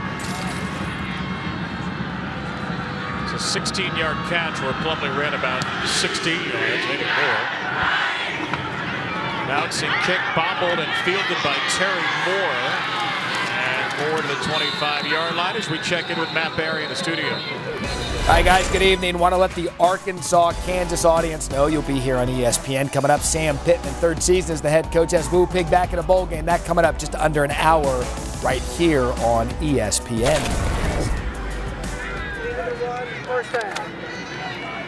Matt, thank you. Kansas, much like Duke, one of the great turnarounds in the nation this season. To get to a bowl game, an amazing job by Lance Leipold. They actually beat Duke to hand the Blue Devils their first loss. There was a penalty on the kick as well. And it'll result in an extra 5 yards for Duke, offside against UCF. Blue Devils trying to protect a 10-point lead. 8:57 to go. Their last 9-win season came 8 years ago. Nothing new in there. Malik Bowen Sims, and the pass will be called incomplete. It was a juggle, not a catch fumble, but an incompletion. So UCF with a first down stop. Isaiah Hodges was there and no time off the clock. Yeah, Hodges not only defeats the block, but makes the tackle. And originally thought he had stripped it, but I think this is the right call. Sims never really controlled it and had it to begin with. Only has 2 catches on the year, and he still only has 2 catches on the year. Again to throw it. Leonard completes this one underneath. Much better tackling here in the second half. Brandon Adams, one of the few veterans left in the secondary, on Samir Higgins after only 4 yards. This is a time in the game where you really need one of these defensive linemen to step up and get some pressure, let alone a sack on Riley Leonard. But they have not been great at getting after quarterbacks this year. Only 22 sacks coming in. And remember, they're without their sack leader, Trayvon Morris-Brash. Has 6 of their 22. He's out with a shoulder injury. Duke needs the 40. Here comes the pressure. Leonard throws away from an incomplete. He had it to the fingertips of Calhoun, but the throw was low, and UCF gets a 3-and-out, and a very quick 3-and-out at that. The second time today in 3rd and 6 that new defensive coordinator Addison Williams brings the house, brings linebacker, brings safety, all-out blitz, playing cover 0 behind it. What that makes you do as a quarterback is it makes you have to drift one way to buy some time, and it wasn't enough time, and he wasn't able to get his feet in the ground and throw it accurately. Addison Williams not sitting back anymore at this point in the game. It was just a 56-second drive, and UCF didn't have anybody back really to field the punch, so they're going to have tough field position again with the ball down to the 16. A 50-yard punt, a 10-point game with UCF ball.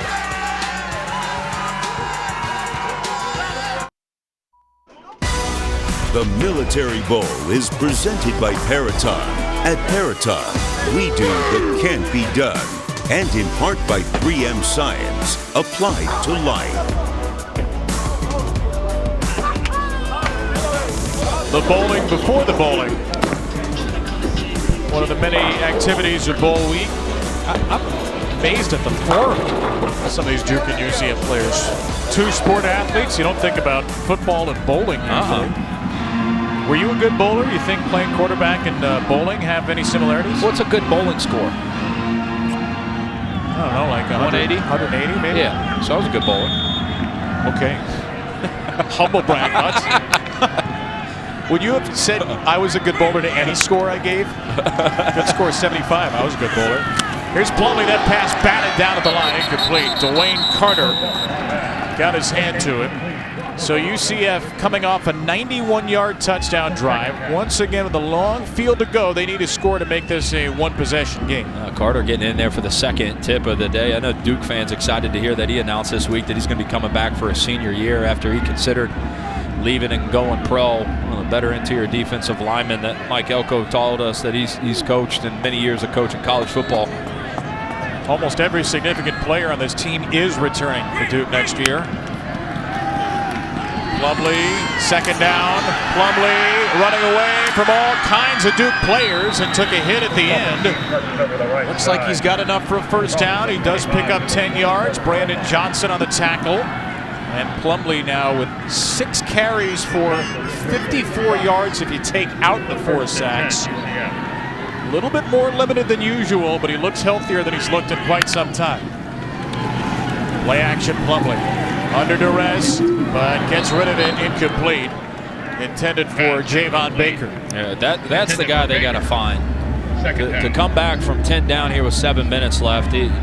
Baker is the guy that had to step up coming into today after they lost their leading receiver, Ryan O'Keefe. And we were sitting here wondering who's going to get those touches and make up for him. And Javon Baker finally got that 37-yard completion on the previous drive. Outside of that, it's been a pretty quiet day. can tell from his body language, he wants the ball more than he's gotten it today. Second down, it'll be another throw. It's the tight end, Alec Holler, up to the 40-yard line. Gain of 13. First down, UCF, which has finally found an offensive rhythm. Some of the best plays that Malzahn's calling right now is the RPOs, singular reads for Plumlee. He makes one decision off one defender. 4 receivers, they send out the running back Bowser, and Plumlee is crunched, and the ball came out after the sack by Darius Joyner, the 5th of the game for Duke. What a game it's been for Joyner. I mean, he's forced fumble, he's recovered a fumble, he's forced a fumble, this time he's sacked. Look at him coming here from the 3rd level of that defense. I mean, he's playing 10 to 12 yards deep and just feels Plumlee about to tuck it and run. He's kind of spying from that 3rd level of that defense. Comes in and makes a play. Leads him today with 7 tackles. That's his 4th sack of the year, the all-conference safety. On 2nd and 19. That ball may have been batted 2, and Peebles, I think, got to it. And it'll be 3rd and forever for UCF. These tip balls, this is the 3rd one today that's been tipped for Plumlee, are predominantly coming on the run pass option. Watch, you know, this is, you can see his eyes. This is a run pass option. These defensive linemen are feeling that it's quick game. They're seeing it with their eyes, and they know they're not going to be able to get to him. And they're just reading the release of Plumlee and getting their hands up, and they've had quite a bit of success doing that. Will this be 4-down territory in a 2-score game? May depend on the yardage on this play. Plumlee feeling the heat. He will go down again. Trey Freeman was there. Ryan Smith as well. It's not a sack because Plumlee got a yard, but it is going to be 4th and 18. Well, one of the things that Duke talked about coming in was rushing with contain, and that time I thought they lost contain. Plumlee keeps his eyes downfield. I didn't think his receivers did a very good job of working for him and fighting for him there down the field, specifically Baker. Baker just kind of chilling. They're going to go for it on 4th and 18 despite all 3 timeouts. UCF needs to get it to midfield, and Plumlee is never going to get there. The Duke defensive line swallows him whole. Ryan Smith leading the way on this blue and white trash compactor, and Duke will take over off the sack.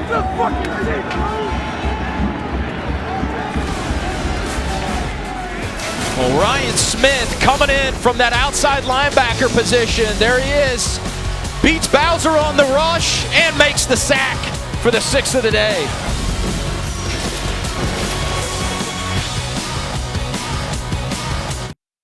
Close to kickoff. Kansas, Arkansas coming up. 5:30 right here on ESPN. Devin Neal and the Jayhawks. It's been a fun season for them in Lawrence. We'll have that coming up bottom of the hour.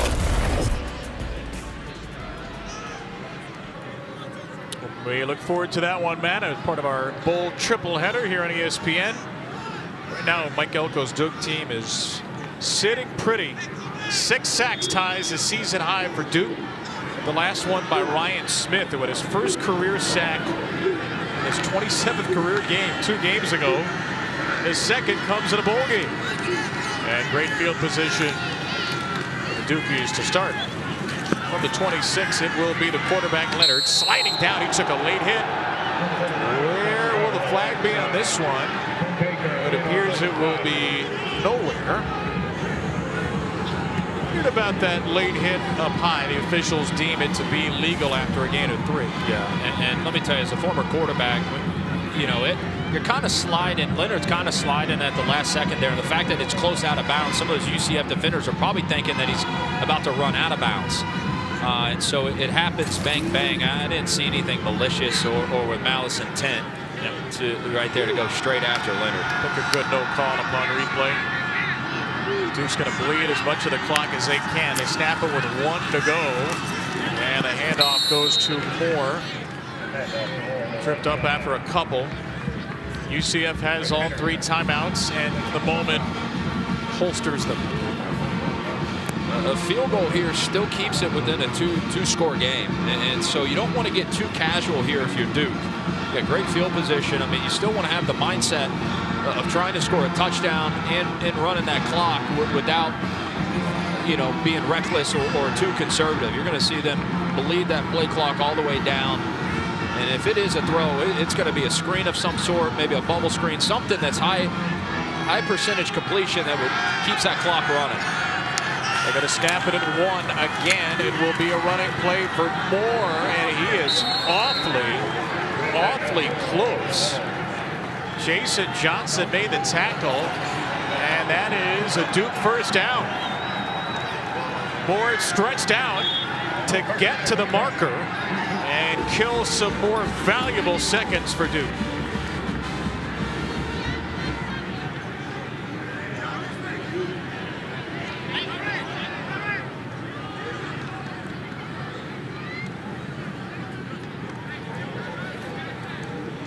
A lot of teams in these situations will snap it with 8 to go, 4 to go. Duke is letting it go down to 1 a couple of these plays. Yeah, they're good math students, you'd expect. Moore, will UCF use a timeout now? Yes, it will. Gus takes his first. So flag down as well behind the play.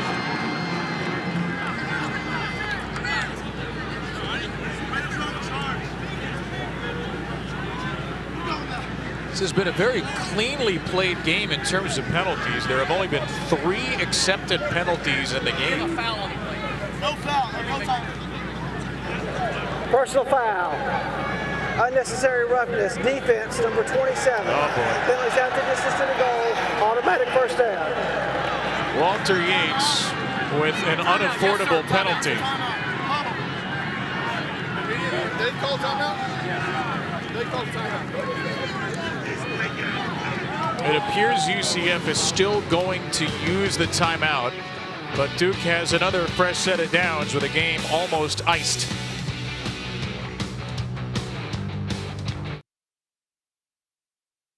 Zone Liberty Bowl coming up next here on ESPN. KJ Jefferson and Arkansas getting set to take on Kansas. Before that, you'll get Greg McElroy, Joey Galloway, and myself, Matt Berry. 30 minutes of the Village people before we get you to the Liberty Bowl. Guys, a first and goal here. A little more business to take care of as Jaquez Moore gets run out of bounds by Brandon Adams, which will stop the clock for the moment. So we're told that after the penalty there was immediate timeout. UCF was not charged with a timeout. They're going to have to start using them as soon as possible here. 2-score game. Knights do have all 3 timeouts. Touchdown would basically ice it for Duke. Leonard motions Calhoun. Jaquez Moore, the running back. And Leonard will give it to Moore. Goes down to the 3. Timeout UCF. Moore with the carry up the middle. For real this time. Gus trying to burn these timeouts to force Duke to kick a field goal, which would keep it a 2-touchdown game. Our upcoming featured ESPN football lineup, and it is a doozy. Saturday, the college football playoff semifinals, Michigan, TCU, and Georgia, Ohio State. Monday, the Rose Bowl game presented by Prudential, Penn State against Pac-12 champions Utah, and then the Bills trying to hang on to the 1 seed in the AFC against the Bengals. Maybe the Monday Night Football game of the year, ABC and ESPN.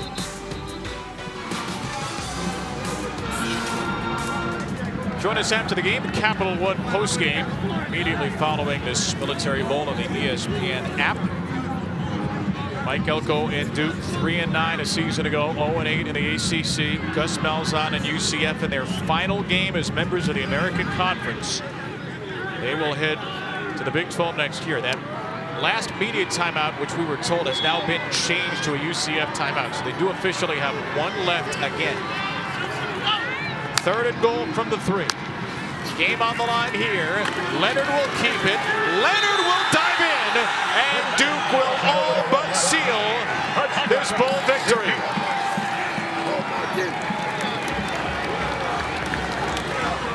Well, you get some of those +1 runs in the red zone with the quarterback run game, and then you get your Gar and Chance Lytle out blocking get your center, Jack Burns. You get a couple offensive linemen pulling right here. Left guard, right guard.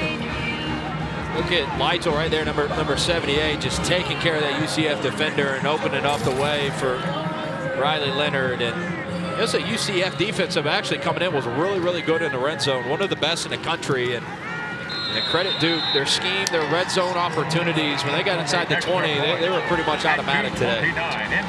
Extra point makes it a 3-score game. Riley Leonard, 10 carries, 63 yards, and a couple of rushing touchdowns today. And he is only a sophomore, folks. This is the kind of company he's kept this season. 11 or more rushing touchdowns, 20 or more passing. Bo Nix, DTR, and Riley Leonard. Crazy, isn't it? At the beginning of the year, Riley Leonard was in a quarterback competition, and if you had told Mike Elko, hey, Riley Leonard is going to throw for 3,000 yards this season, 20 passing, another 30 rushing, I think he would say, oh, by the way, you're going to win 9 games, you're going to be ACC Coach of the Year. You think he would have taken it? I think he would have. Kevin Johns, a little bit of a crowd surf there in the middle of his Duke offense.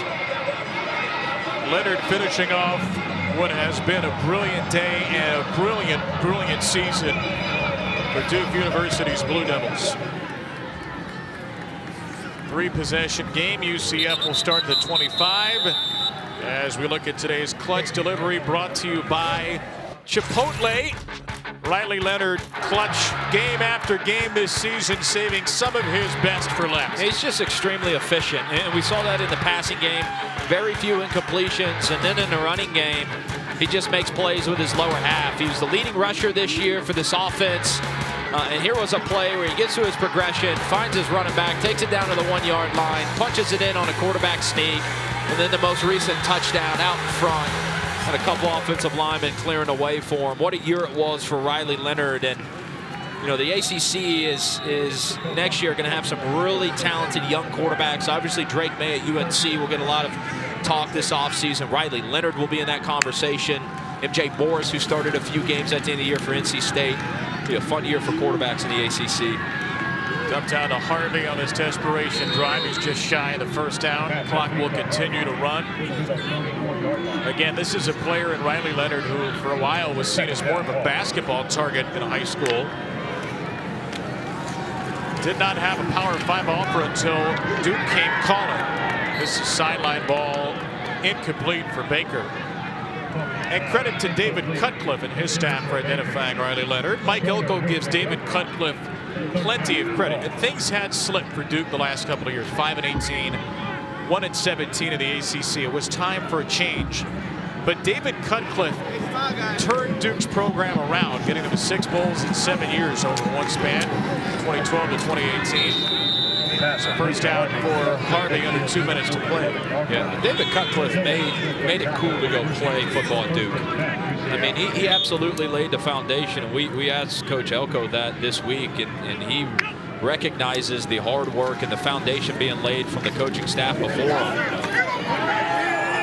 Incomplete for Hudson. Pass, incomplete. The investment in the football facilities and football operations, it's really been an all-in commitment for Duke, and I think that you're starting to see them reap their harvest and reap their rewards. Mike Elko before the season was speaking to Nicole Auerbach of The Athletic, and he said it really wasn't as hard a choice as people think it was, because this program will get off the mat quickly and it will be successful. He said basically the same thing to us a couple of days ago when we asked about taking the job. There's an underneath play to Harvey. We said, what do you see when you took over Duke? He said, I saw a big picture confidence, because when I came into the ACC as a defensive coordinator at Wake Forest, Duke was humming. They were in the title game in 15. They had a bunch of players on NFL rosters. When I was at Wake, I saw Duke was capable of winning with NFL talent. UCF takes a final timeout with 1:25 to go. We've got 2 more games today on ESPN. Kansas and Arkansas next to the AutoZone Liberty Bowl, and then 9 Eastern, 8 Central. Lane Kiffin's Ole Miss Rebels against Joey McGuire's Texas Tech Red Raiders in the Tax Act Texas Bowl. Tonight's Capital One Player of the Game is Riley Leonard. The Duke offensive line and the Duke defense as a whole could share this award, but Leonard, with his arm and with his legs, has made big plays to cap off his first season as Duke started. You look at the offense for Duke, too, very balanced today. And that's exactly how they were coming into today. Credit the offensive staff, credit Kevin Johns, the offensive game plan. And that's a name that I think you're going to hear a lot about, and a lot of people are going to come knocking at the door of Kevin Johns, an offensive coordinator who's now had success in a lot of different places. Out of Collar with a first down catch for UCF. Knights are going to finish the season 9-5, a season where they feel like they left a couple of good opportunities on the table. There's Hudson. Kobe Hudson out of bounds across the 15. UCF beat Tulane in the regular season, the only loss at the time in conference play for Tulane, and then went to Tulane in the American title game. It was a 3-point game late in the fourth quarter, but Tulane scored the last 14, won the conference title game. Tulane's in the Cotton Bowl. UCF drops to the Military Bowl. And their final game as a member of the American Athletic Conference will be a loss, barring the miracle of miracles. Incomplete on the fade here for the tight end Gamble. Mike Elko better have his head on a swivel looking for a cold bucket of Gatorade pretty soon.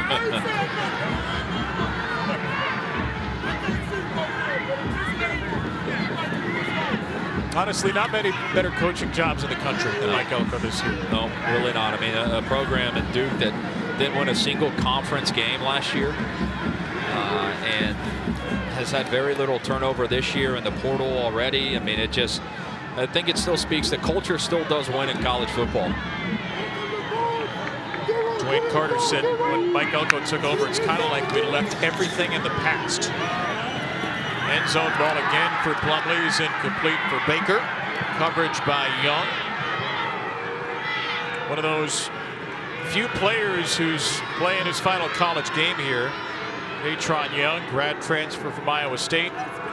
You feel for Shaka Hayward, who was going to be playing his 52nd game today. Had his tonsils taken out a few days ago and could not play, so he does not get a chance to play in the bowl game to end his career, but he will go out a winner.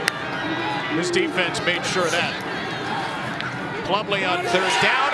It is intercepted, and it's the freshman Chandler Rivers who's been all over the place to seal the victory for Duke. That is a good way to get your first career interception. How many times today did they try the freshman Chandler Rivers? And he stayed resilient and kept making plays, and they try him one more time here to end the game, and he's at the right place at the right time, and he finally, after all those tip passes and deflection, finally comes away with one of them for an interception. Nation's second best team in turnover margin got 2 today and didn't commit a single one. And it will be a full-on celebration for the folks from Durham in just a moment. Graduate student Ty Lenhart gets to come into the game to take the final couple of snaps. Wonderful gesture by Mike Elko there. When you're a coach, you hope you get the chance to put in the grad students and the seniors at the end of a game, at the end of a bowl game, and at the end of a season. That's just what Duke does. Mike Elko avoided the Gatorade bath at first, but he couldn't get out of the way ultimately. And he is at the center of a blue and white mob as the Duke Blue Devils win the Military Bowl presented by Peraton, 30-13 over UCF, wrapping up Duke's best season in 8 years at 9-4.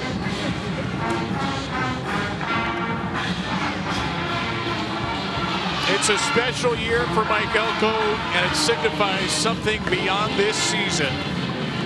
With a roster which will mostly remain intact next year, it signifies that Duke is back. And under Mike Elko, it appears that Duke football is here to stay.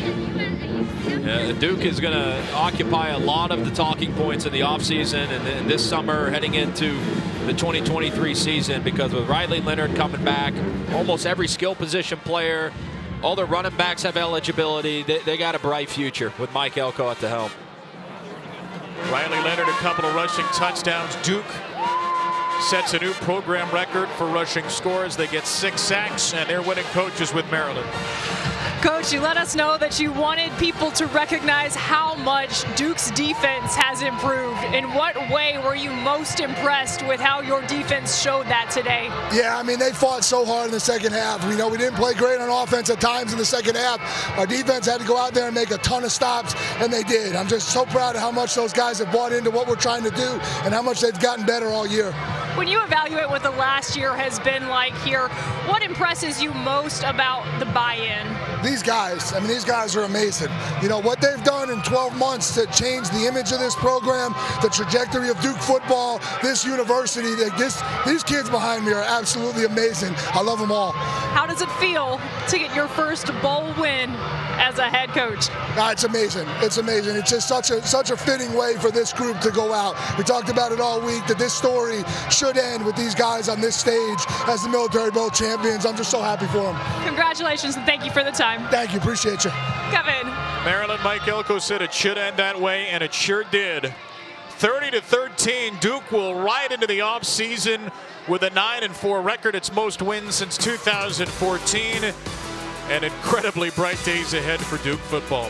For Maryland Payne, Hudson Mason, our entire crew, Kevin Brown saying so long from Annapolis. A whole lot more great football coming today. Let's get you to Matt Barry and the boys in the studio. Kevin, thank you so much. AutoZone Liberty Bowl